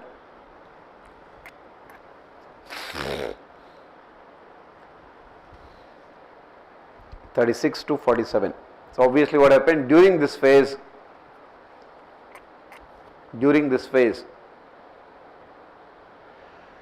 humanistic thinkers, behavioral thinkers, during this phase, humanistic thinkers, behavioral thinkers questioned the principles of PA, questioned the principles phase. Humanistic thinkers and behavioral thinkers questioned the principles phase.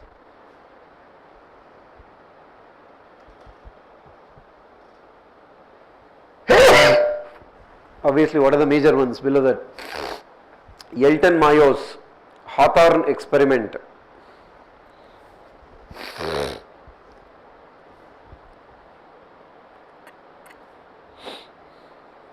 Elton Mayo's Hawthorne experiment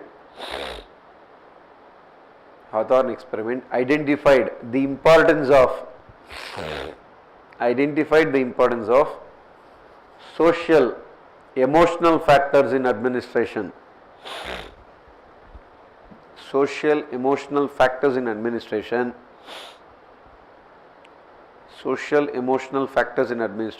which was overlooked by, which was neglected by classical thinkers.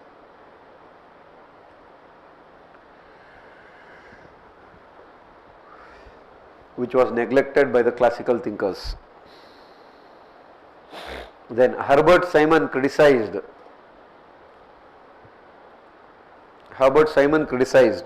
principles as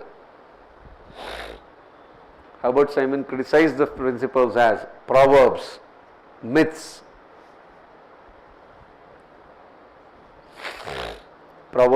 and natural fallacy. Proverbs, myths and natural fallacy. FALLACIES. Proverbs, myths and natural fallacies. That is Herbert Simon. Fine. Then Robert Dahl,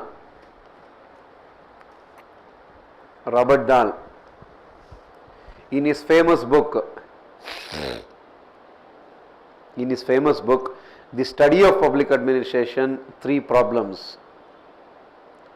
Robert Dahl, in his famous book, The Study of Public Administration,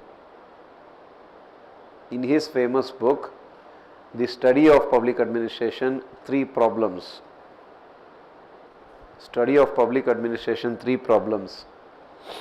Fine. Identified the loopholes of principles era.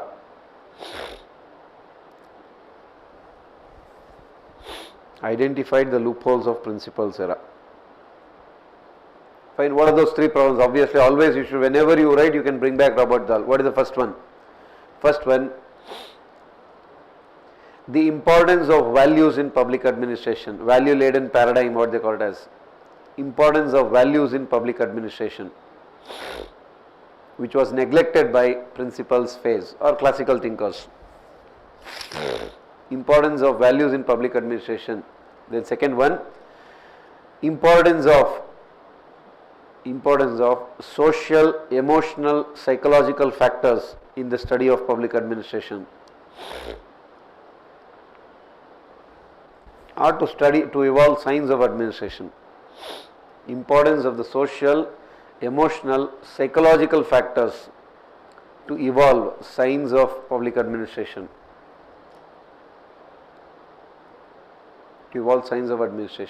Then third one, importance of comparative study. Importance of the comparative study, that is cross-cultural, cross-national study. cross-cultural, cross-national study to evolve science of public administration. Importance of the cross-cultural, cross-national study to evolve science of administration. To evolve science of administration. Fine. So unless you do those things, so he said there is nothing called as science of administration. That is Robert Dahl. Again, what they did, both Simon and Robert Dahl rejected Wilson's idea of dichotomy. Both Simon and Robert Dahl rejected Wilson's idea of politics administration dichotomy. Rejected Wilson's idea of politics and administration dichotomy. And obviously this was what you call it as the era of challenge. Then obviously because of this what happened? Era of crisis of identity. Era of crisis of identity. Era of the crisis of identity. Fine. In bracket there some people call it as, you will say 47 to 1970 till the era of NPA. 47 to 1970. Fine. During this phase,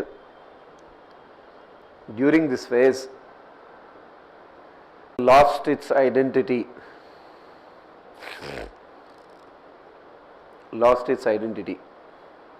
Number of publications reduced.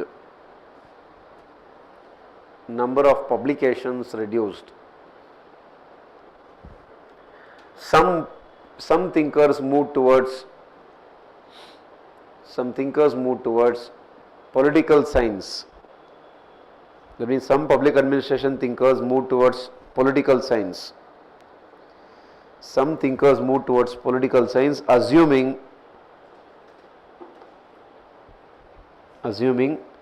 public administration as part of state. Assuming administration as part of the study of state. Administration as part of the study of state. So for a few others do. Few others move towards management science.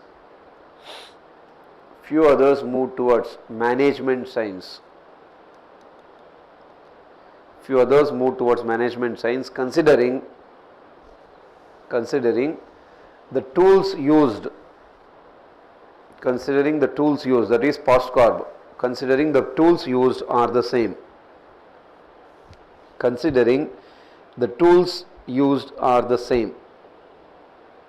In other words, post-corp, the tools used are the same.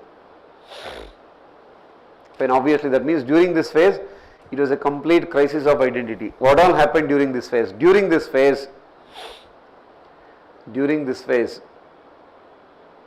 behavioral thinkers or behavioral theories, participative management theories,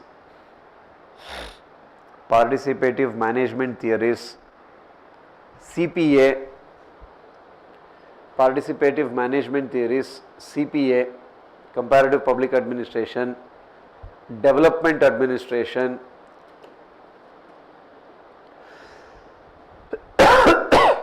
comparative public administration, development administration, as well as NPA evolved. New public administration evolved. NPA evolved. What it did gradually? These developments brought back the identity of public administration. These developments brought back the identity of public administration. Fine, that's what they call it as. Next one, public administration as policy science, or they call it as public policy era. Public administration as policy science or public policy era famously. Public administration as policy science. Public policy evolved as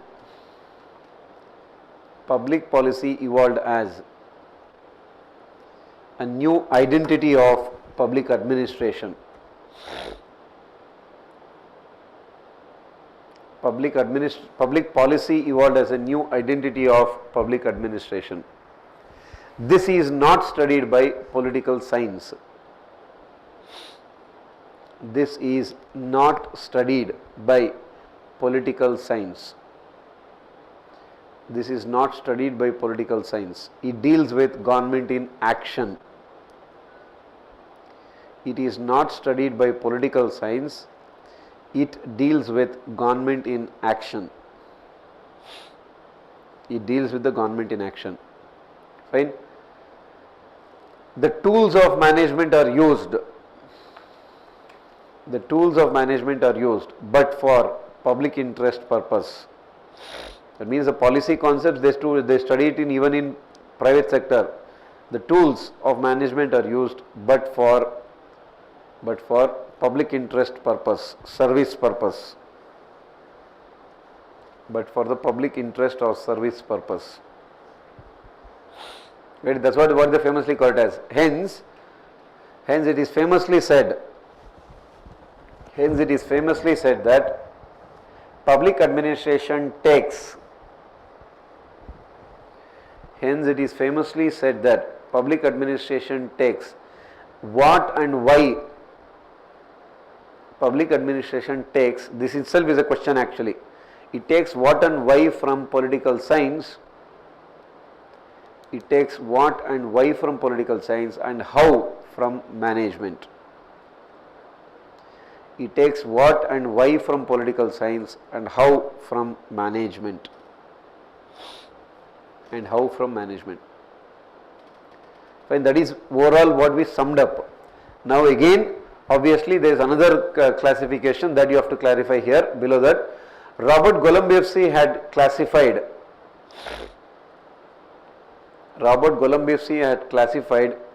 the evolution of PA into different eras, different paradigms. Robert Golombieski had classified the evolution of public administration, into different paradigms, same stages, eras, evolutions, whatever you call them as, into different paradigms based on the concept of locus and focus. Into different paradigms based on the concept of locus and focus. There are different ways people classify based on the idea of locus and focus. What is locus? Locus means institutional where. That means which field are you focusing? Locus, institutional where. Locus, put an arrow mark, institutional where.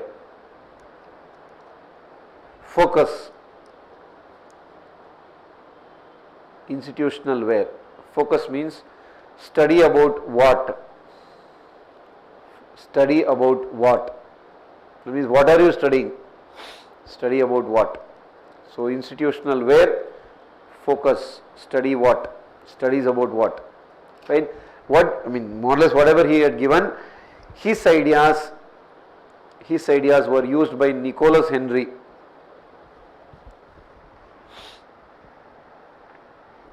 His ideas were used by Nicholas Henry to provide 6 paradigms.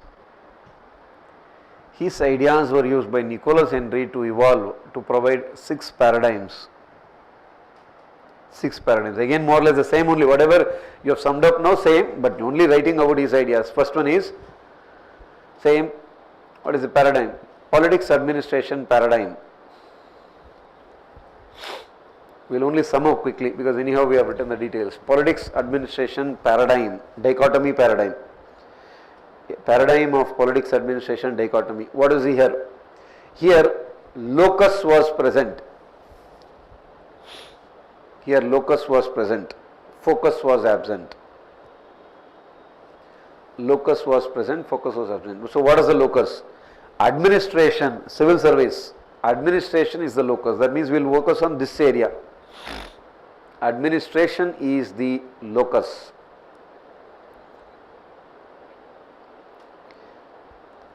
Fine, then second paradigm, principles paradigm.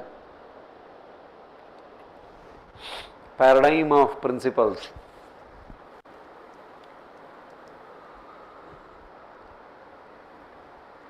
Here locus was absent, focus was present. Here locus was absent, focus was present. Locus was absent, focus was present. So obviously what is the concern? The concern was on evolving principles of administration. Concern was on evolving the principles of administration common to both public and private administration. Focus was on evolving the principles of administration common to both public and private administration. Common to both public and private administration. Common to both public and private administration. Well, that is the third paradigm. Paradigm of public administration as political science.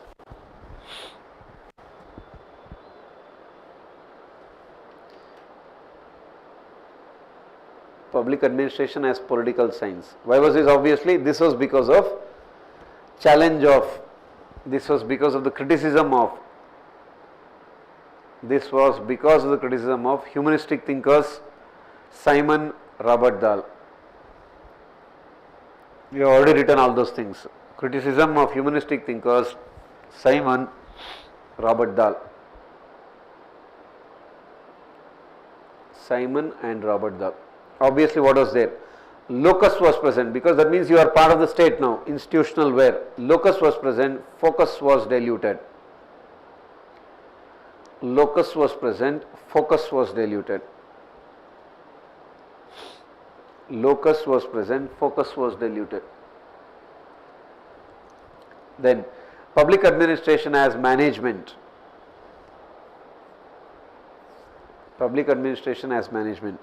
Locus absent, focus present. Because the focus is on principles, tools. Locus absent, focus present. So then what is the focus? Focus was on the tools and techniques of management. Focus was on the tools and techniques of management. Tools and techniques of management. Then public administration as public administration paradigm.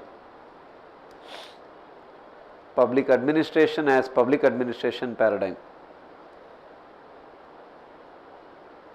Obviously, how did this happen? This happened because of the evolution of NPA. Because of the evolution of NPA and public policy as a new identity of PA. Evolution of NPA and public policy as a new identity of PA. Public policy as a new identity of public administration. Fine, what all happened again? During this phase, National Academy of Public Administration, National Academy of Public Administration, National Academy of the Schools of Public Affairs and Administration, National Academy of Public Administration, National Academy of Schools of Public Affairs and Administration, NASPA, what they call it as NASPAA, National Academy of the Schools of Public Affairs and Administration, NASPAA, was established. This brought back the identity to PA, because obviously it started to look at it as it is a new paradigm itself. This brought back the identity of PA. This brought back identity of public administration. Obviously what is there? Locus was present, focus was absent. Actually both were present during this phase. locus was present.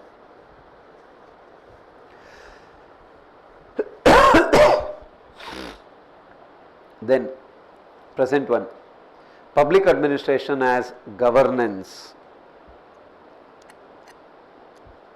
Public administration as governance. For a long time, public administration was considered a single actor paradigm. That means government is the only actor. For a long time,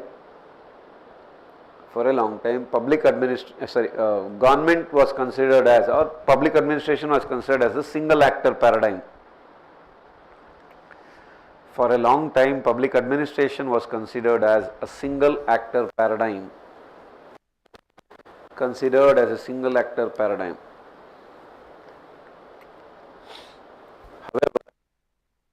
However, governance considered it as a multi-actor paradigm. That's what is called as, you can also use the term network governance. Governance considered it as a multi-actor paradigm. Governance considered it as multi-actor paradigm. Governance considered as it as multi-actor paradigm. As famously said by Nicholas Henry,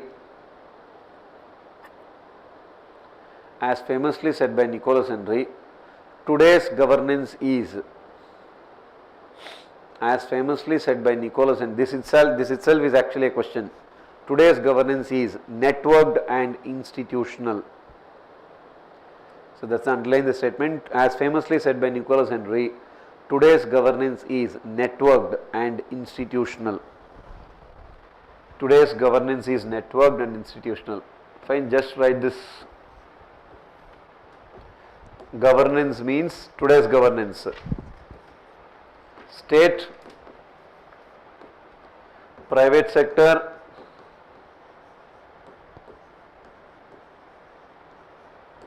civil society organizations. State, private sector, civil society organizations.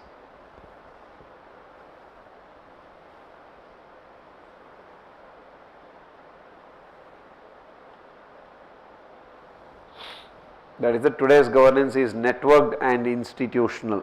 Network governance era. Right? According to Henry, according to him, in this phase, both locus and focus are present. In this phase, both locus and focus are present. In this phase, both locus and focus are present. Right? Remember, what are the keywords that he uses? All Nicholas Henry words. What does he consider it as?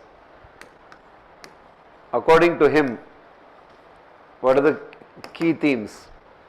According to him, the key themes during this phase are, according to Nicholas Henry, key themes during this phase are,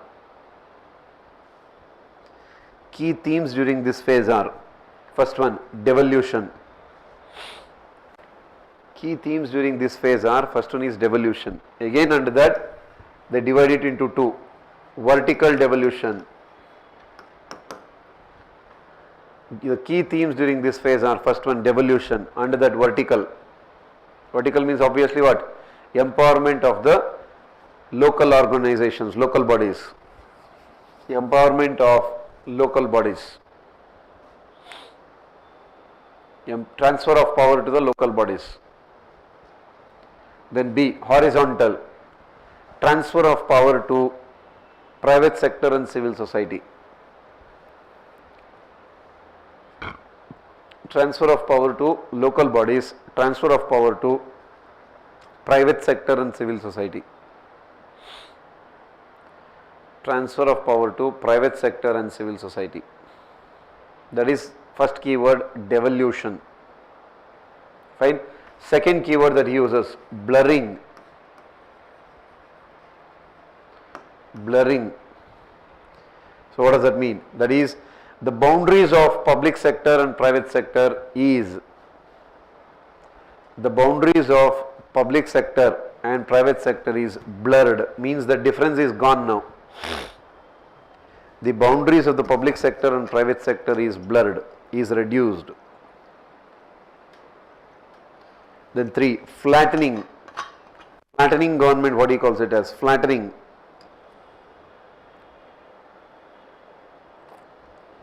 Obviously what is? It is debureaucratization. It is debureaucratization. It is debureaucratization and reducing the hierarchy.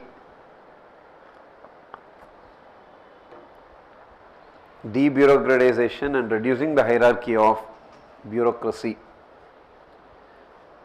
Debureaucratization and reducing the hierarchy of bureaucracy.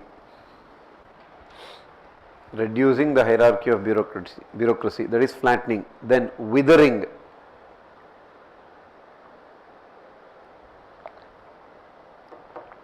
Withering. The jurisdiction of public sector,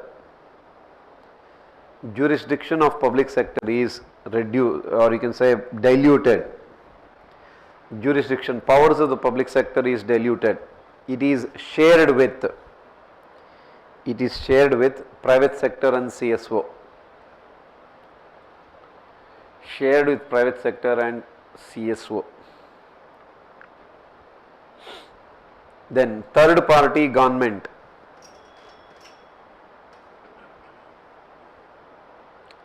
Third party government, that is service delivery by private sector and civil society. So government is the first actor, citizen is the second actor, third party, private sector or civil society. That's what you call as third party government. Then joined up government, these are all the keywords. Joined up government. Joined up government. Joined up government. It means different levels of the government working together. Joined up government. Different levels of government working together. Different levels of the government working together. Fine. So this is the locus focus concept of Robert Golumbowski used by Nicholas Henry in study of the evolution. So if you understand this, that is the core. Then obviously they link it a little bit to culture, all those things. Obviously it will come back to the same points. We'll write questions, we'll look at it later. That is the evolution part. Fine. So automatically the next phase, if evolution is done, it is your NPA, the very famous topic, new public administration. Again, in the last 3-4 years they have not asked, but obviously we know that's a very famous questions, NPA. First one, what are the questions? First let's write the PVQ.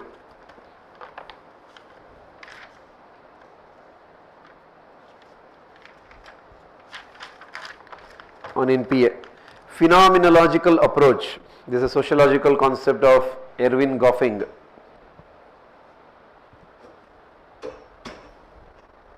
Phenomenological approach of NPA, obstructed theory building in PA.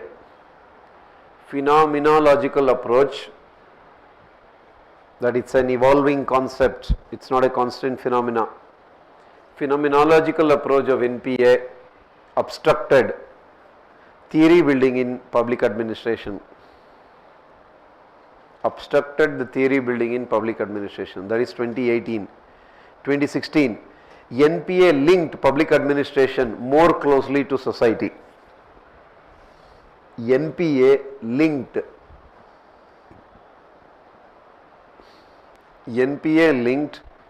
public administration more closely to the society. Linked public administration more closely to the society.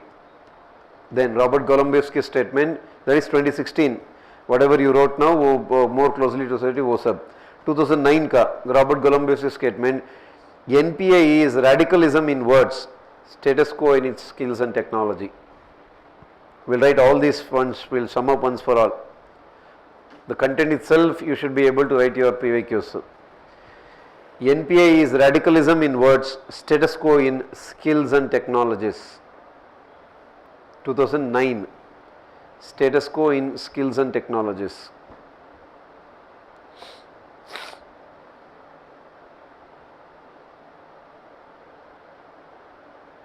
Right? Then they have asked the question on Minnowbrook conference, all those things, but those are the core. So mostly what you have to understand, why did NPA come into force? So what all happened during NPA? Obviously Minnowbrook I, all those, whatever you call it as.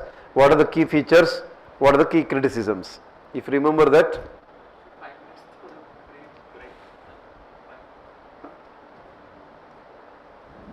Yeah, obviously. ठीक है, I understand. बहुत सारा लिखना है ना, obviously that's why.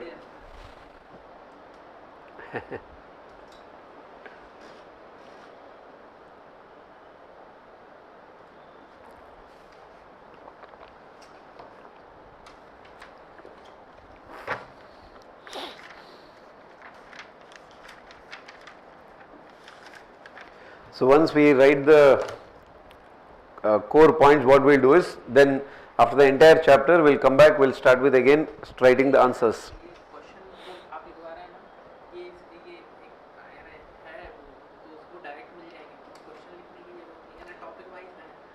Obviously topic wise है, so the intention of writing it here is so that you have an idea. मतलब question banks में तो सब कुछ होगा. If you have written the keywords, then the moment you look at the topic, you'll understand. Okay, fine. This is how they are asking the questions.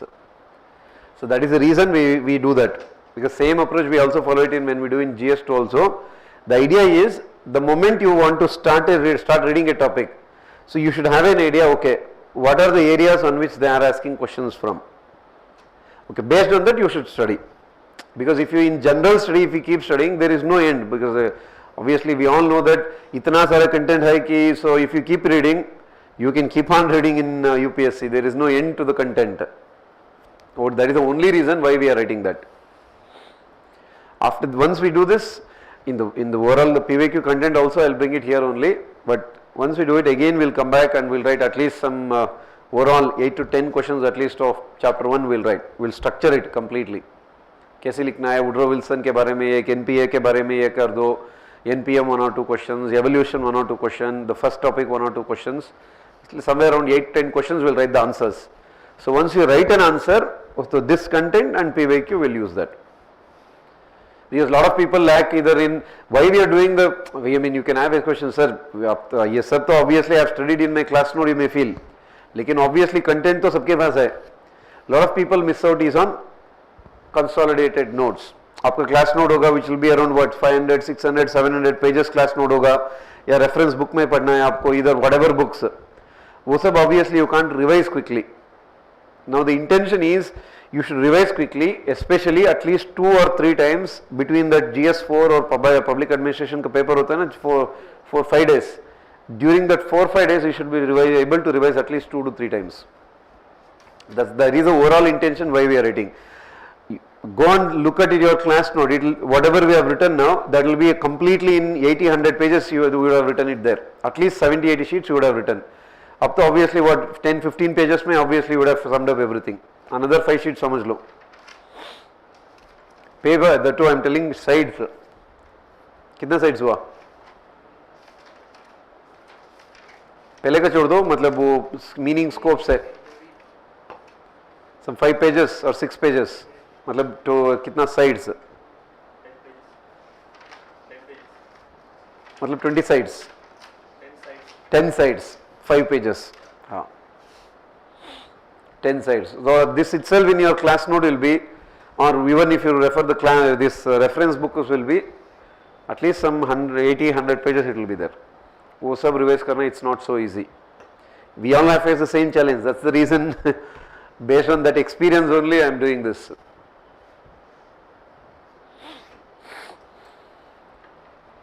And if you have seen any topper more or less, they would have made some kind of what do you call as short notes or consolidated notes. Usme they would have written that kind of mind maps. Oh, sub NPA means some keywords, whatever you wrote now. NPA, 5, what all those things they would have written in some keywords. That is where actually all the difference is in. One is in consolidated notes, matlab short notes, I mean you have to still revise it a lot and then you can bring down. One is consolidated notes is the difference between a normal serious aspirant and a topper. Second one is answer obviously. Kitna PVQs answer likha hai, so how, so that you will get an idea. The moment you look at question, you should have an idea how to structure it. How to link that 5 seek approach. That's where obviously all the difference is in. Because if you can't revise, imagine how much you have to study. And itna sir, obviously how will you revise during that 4-5 days? And if you can't revise, this in this exam obviously we all know matlab aap, you can't think and write the answer. That concept itself is not there. It has to just keep flowing. If it has to keep flowing, revision is the only advantage, key. Now if you want to revise, obviously you need to have short note. You can't revise so easily from 700, 600 page ka notes was up, that's impossible. If you have written mains, you would have understood how important is the consolidated notes.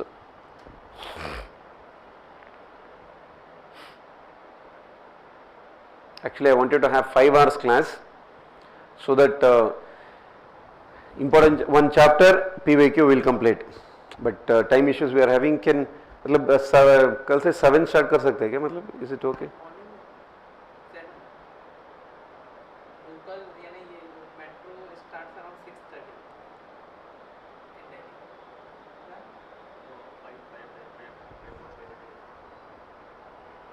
I'll incur because timings का कुछ issue है. So if I am able to get 5 hours in a stretch, in 20 days we can finish off entire paper 1, paper 2. That's the idea. 5 hours per day, total 100 hours. Okay, sir. We can try. So, Yeah.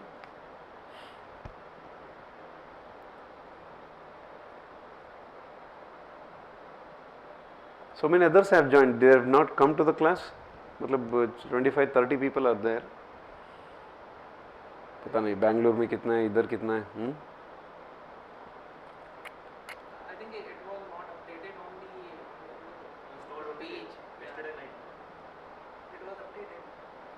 मतलब कब वो Telegram channel में? No, Telegram on the site, like on the page, website where you log in and you see which are the courses you have purchased.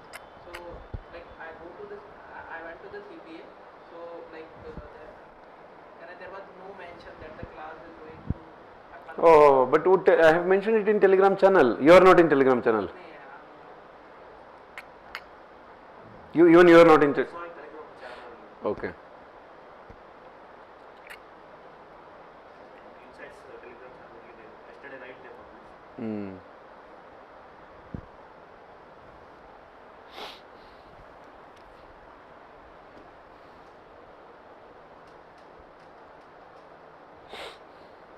Okay, shall we finish NPA? Yeah, at least NPA will finish off because today I have got only 3 hours. Matlab by 11 we have to finish. Tomorrow I'll see how to get those 4 hours at least. Yeah, let's write about NPA. What is they famously called as? NPA is famously called as the first reinvention of public administration. Second reinvention is your NPM. NPA is famously called as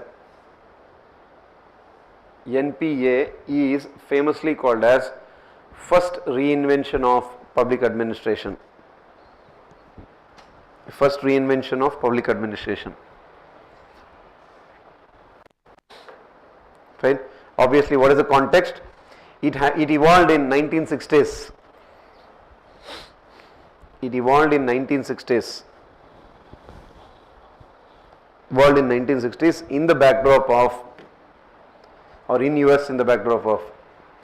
It evolved in 1960s in US in the backdrop of certain events. In the backdrop of certain events. What are those events? First one, era of crisis in US. Era of crisis in US. Era of crisis in US. So what all happened? Vietnam War Over involvement of years. Vietnam War, ethnic clashes, civil rights movement,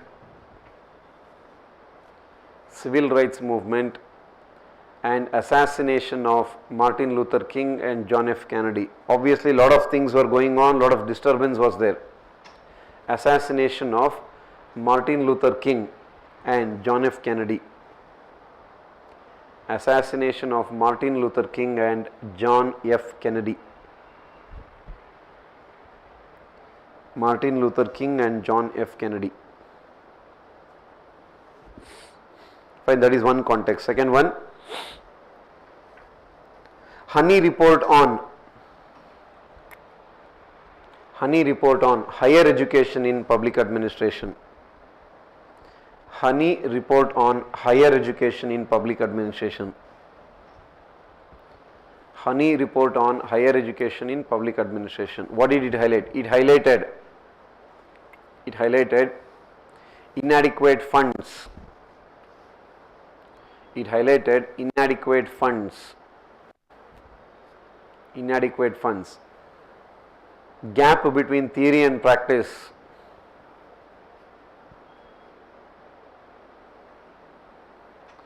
Gap between theory and practice in public administration. Gap between theory and practice in public administration. Then Philadelphia Conference on theory and practice of public administration. Philadelphia Conference on theory and practice. Philadelphia Conference on the theory and practice of public administration. Fine, headed by James Charlesworth. Headed by James Charlesworth.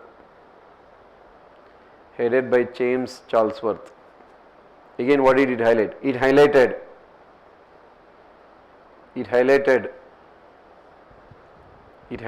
the limitations of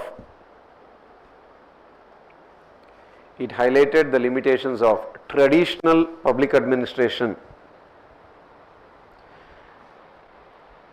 It highlighted the limitations of traditional public administration,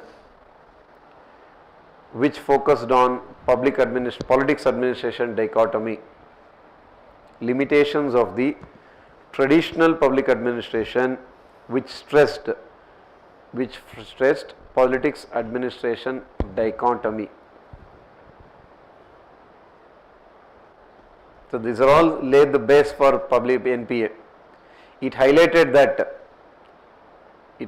that there is a huge gap between theory and practice in PA. Highlighted the huge gap between theory and practice in PA. Highlighted the huge gap between theory and practice in PA. Huge gap between theory and practice in public administration.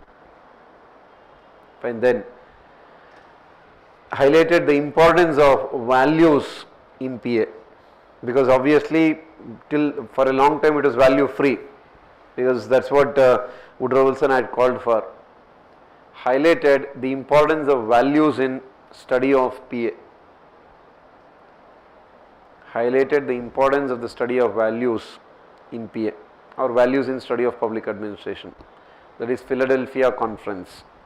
Fine. Then Minnowbrook Conference 1968, Syracuse University, headed by Dwight Waldo. Minnowbrook Conference 1968, Syracuse, SYRACUSE, Syracuse University, Dwight Waldo, headed by Dwight Waldo.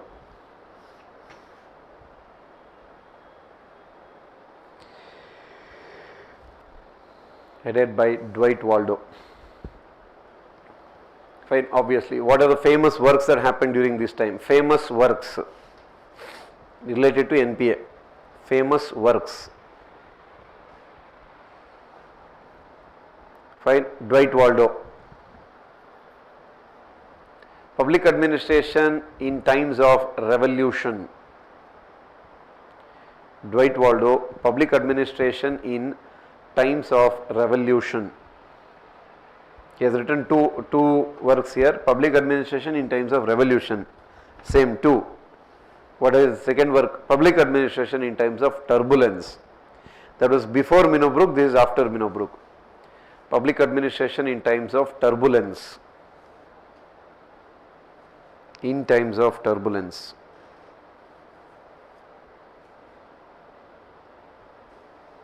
And then Frank Marini,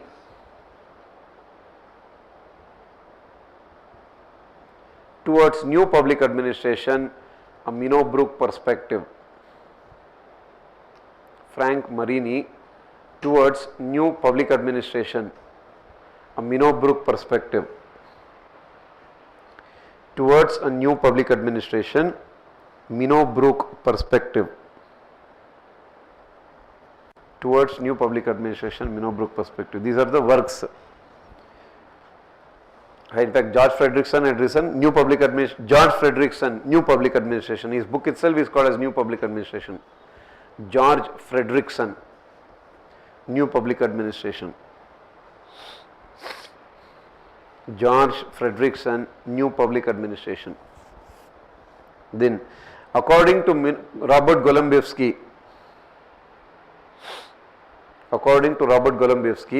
NPA has three anti-goals. For goals, we'll write Frank Marini. According to Robert Golumbevsky, NPA has three anti-goals. Anti-goals means what is it against? It has three anti-goals. What are those? A, anti-rational, or you can say anti-positivist, that's a more broader word. First one is anti-positivist. Anti-positivist. What does that mean? That is, it rejected value-free approach of Woodrow Wilson or traditional administration. It rejected value-free approach of Woodrow Wilson. Rejected the value-free approach of Woodrow Wilson. It rejected that public administration is a science. It rejected that public administration is a science. It rejected the idea that public administration is a science. It rejected that public administration is a science. That is anti-positivist. Then two, anti-technical. Anti-technical. It rejected,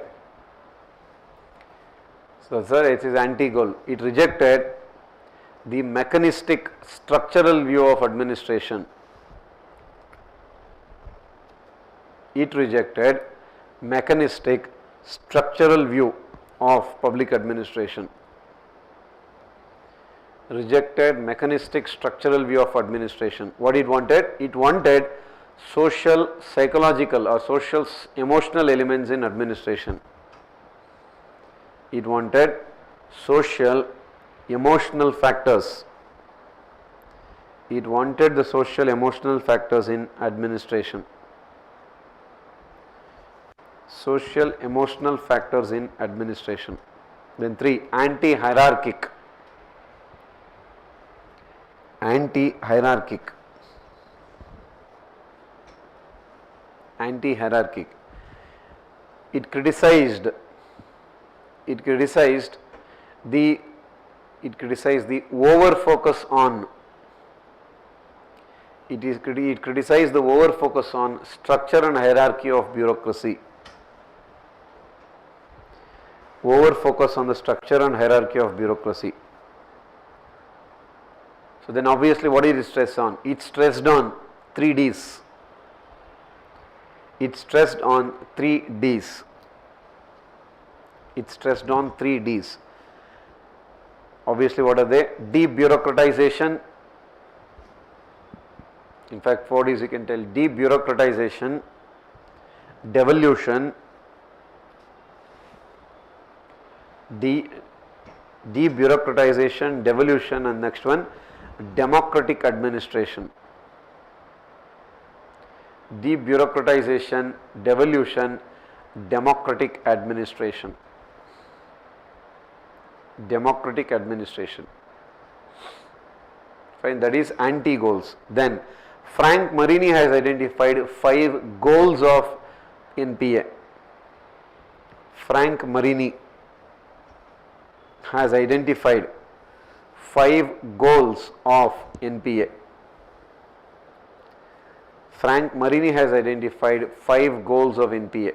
First one is obviously, you can write as a formula itself. R, that is R is relevance. 5 goals of NPA. First one is relevance. Obviously, what does that mean? PA, public administration, should be relevant to the changes in the society, more closer to the reality. Public administration should be more closer to the changes in society, more closer to the changes in the society. Obviously, what is this? This is to reduce the gap between theory and practice. To reduce the gap between theory and practice. To reduce the gap between theory and practice. Reduce the gap between theory and practice, that is relevance. B, value.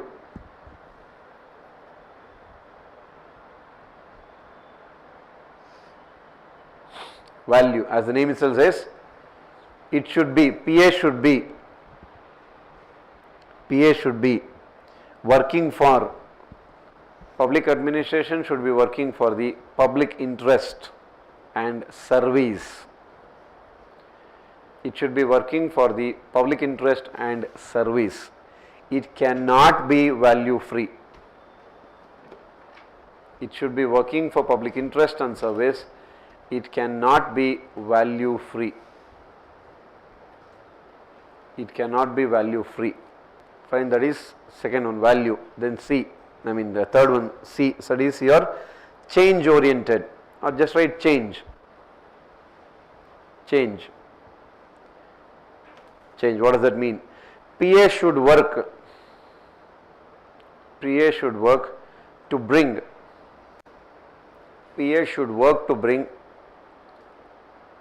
it should work to bring social change. It should work to bring the social change. Work to bring the social change. Fine. Then equity. Equity. PA should work for the benefit of underprivileged sections of society. Public administration should work for the benefit of underprivileged sections of society. Work for the benefit of the underprivileged sections of society.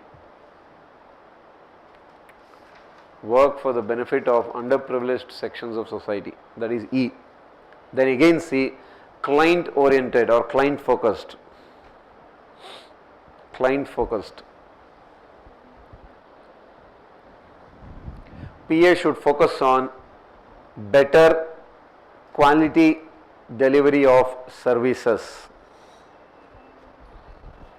It should focus on the better quality delivery of services. That means what is given? That is an external orientation, because typical Weber's is always internal oriented. That is an external focus, external orientation was given to PA. That is an external orientation was given to PA. So give it as a, always remember it as a formula, goals. RVC EC. RVC EC, that's just an acronym, mnemonic. Relevance, value, change, equity, client. RVC EC.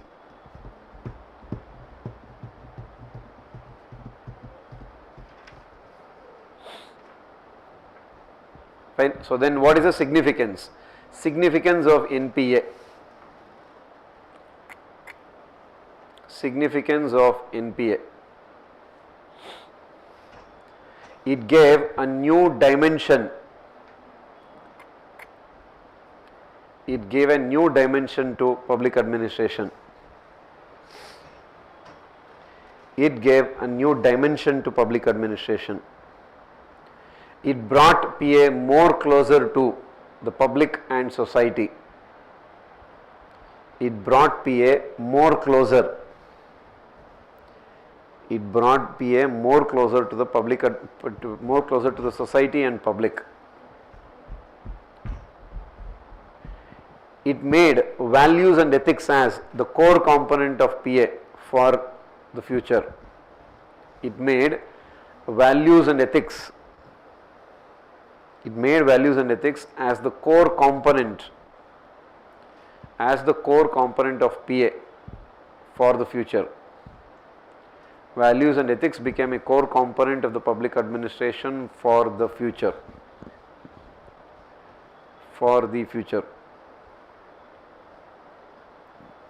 Right? And then obviously what it did? It rejected public politics administration dichotomy. It rejected politics administration dichotomy and made administration an important actor in policy formulation.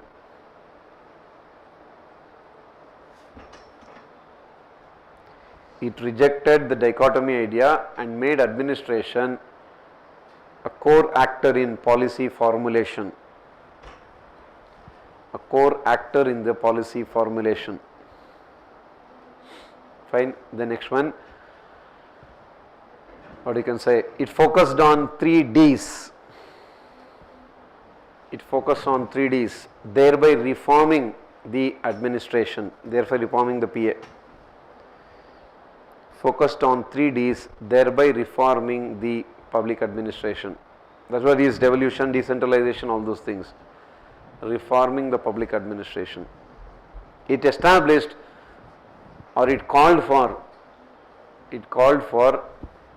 close link between theory and practice of PA. It called for a close link between theory and practice of PA. Close link between theory and practice of PA. Right? But what is the loophole? Limitations, or you can say criticisms.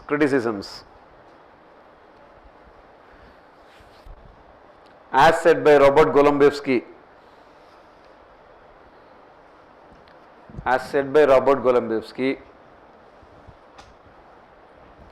NPA is radicalism in words, status quo in skills and technologies.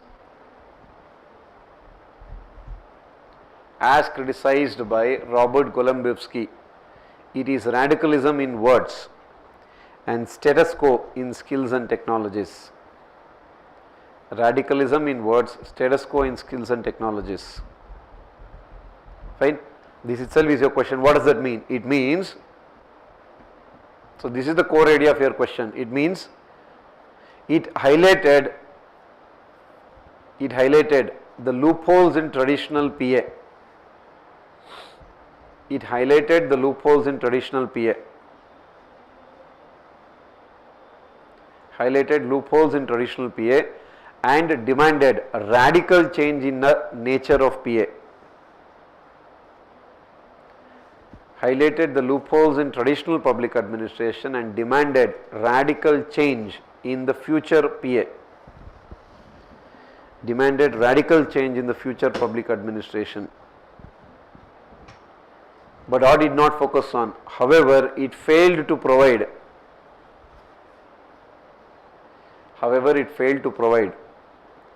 any concrete concept or tool. It failed to provide any concrete concept or tool. Failed to provide any concrete concept or tool to reform traditional PA. To reform the traditional PA. That means nothing new you provided, but you gave an idea. And then next one, George Fredrickson. George Fredrickson. What did he say? George Fredrickson. Newness is in, that means as the old wine is in the new bottle, as they say, newness is in the way threads are woven, or fabric is, newness is in the way the fabric is woven and not in the threads.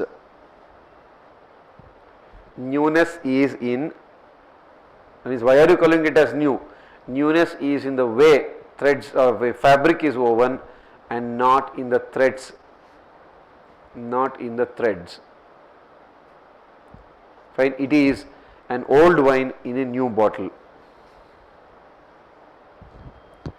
It is an old wine in a new bottle. Fine. So what does that mean? George Fredrickson's statement. It means values and ethics have always been part of traditional PA. It means values and ethics have always been part of traditional PA. Values and ethics have always been part of traditional PA. It was only re-highlighted by NPA. That means in a new avatar, it was only re-highlighted by traditional PA, sorry, by NPA. It was only re-highlighted by the new public administration. And that is another criticism. Then another criticism, according to few thinkers,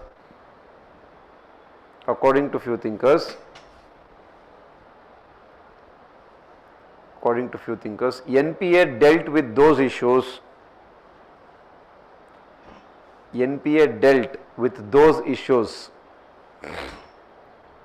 NPA dealt with those issues that are the domain of. NPA dealt with those issues that are the domain of political science.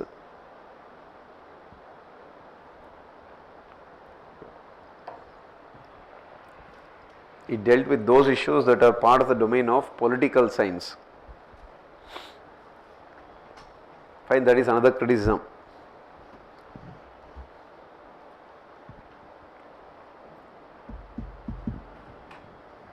Yeah, so broadly that is your NP Minnowbrook 1. Then MB1, MB2, just make two columns, we will only write the differences. MB1, MB2, 1968, 1988. Minnowbrook 1, Minnowbrook 2, 1968, 1988. Obviously both were headed by Dwight Waldo only, all those things you know. Both headed by Dwight Waldo. Fine, what is the context? NP under MB1, backdrop of crisis of 1960s in US. Backdrop of the crisis of 1960s in US. Crisis of the 1960s in US. MB2, backdrop of disintegration of USSR, failure of communism. Context of disintegration of USSR and failure of communism.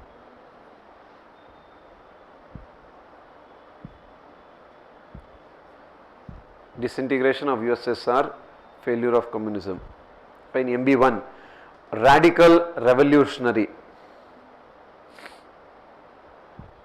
Radical revolutionary. MB2, more pragmatic, that means more realistic. More pragmatic. Then MB1, dominated by young scholars, 33 young scholars, what they called as, dominated by the young scholars.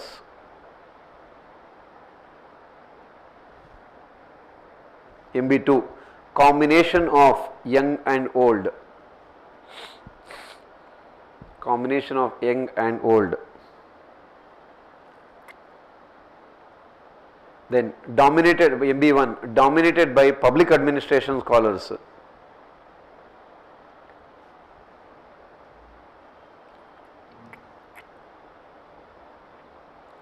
Dominated by public administration scholars. MB2, combination of scholars from multiple sectors, multiple fields.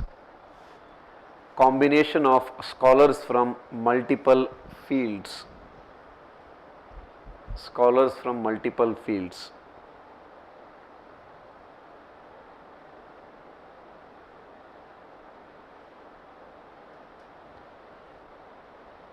Okay, that means who all were there.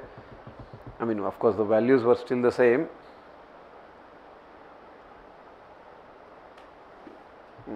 Who attended all those things? Okay, fine.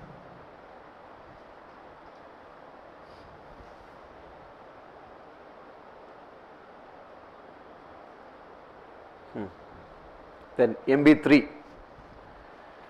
2008.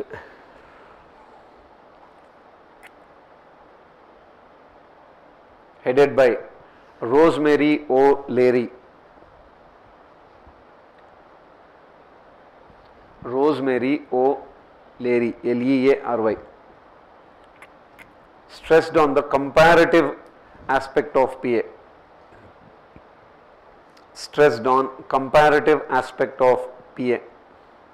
How important is the comparative administration?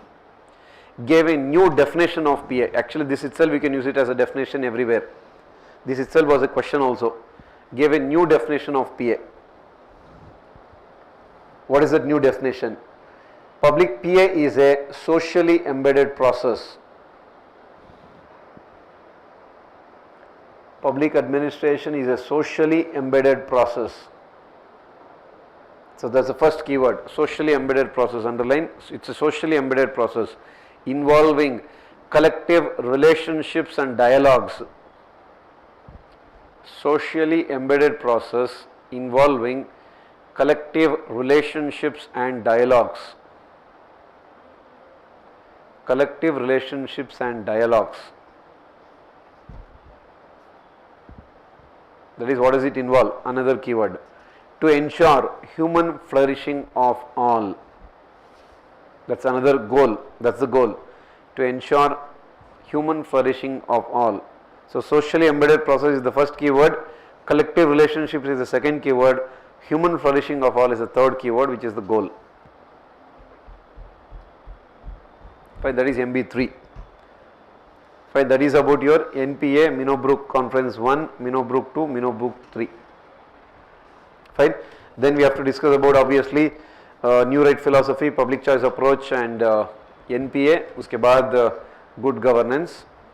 That will do it. So I'll announce the what do you call as this? I'll let you know the timings later. Fine. We only have time till now. What is the time of your class? Class timings kya? 11:30. I think it's fine.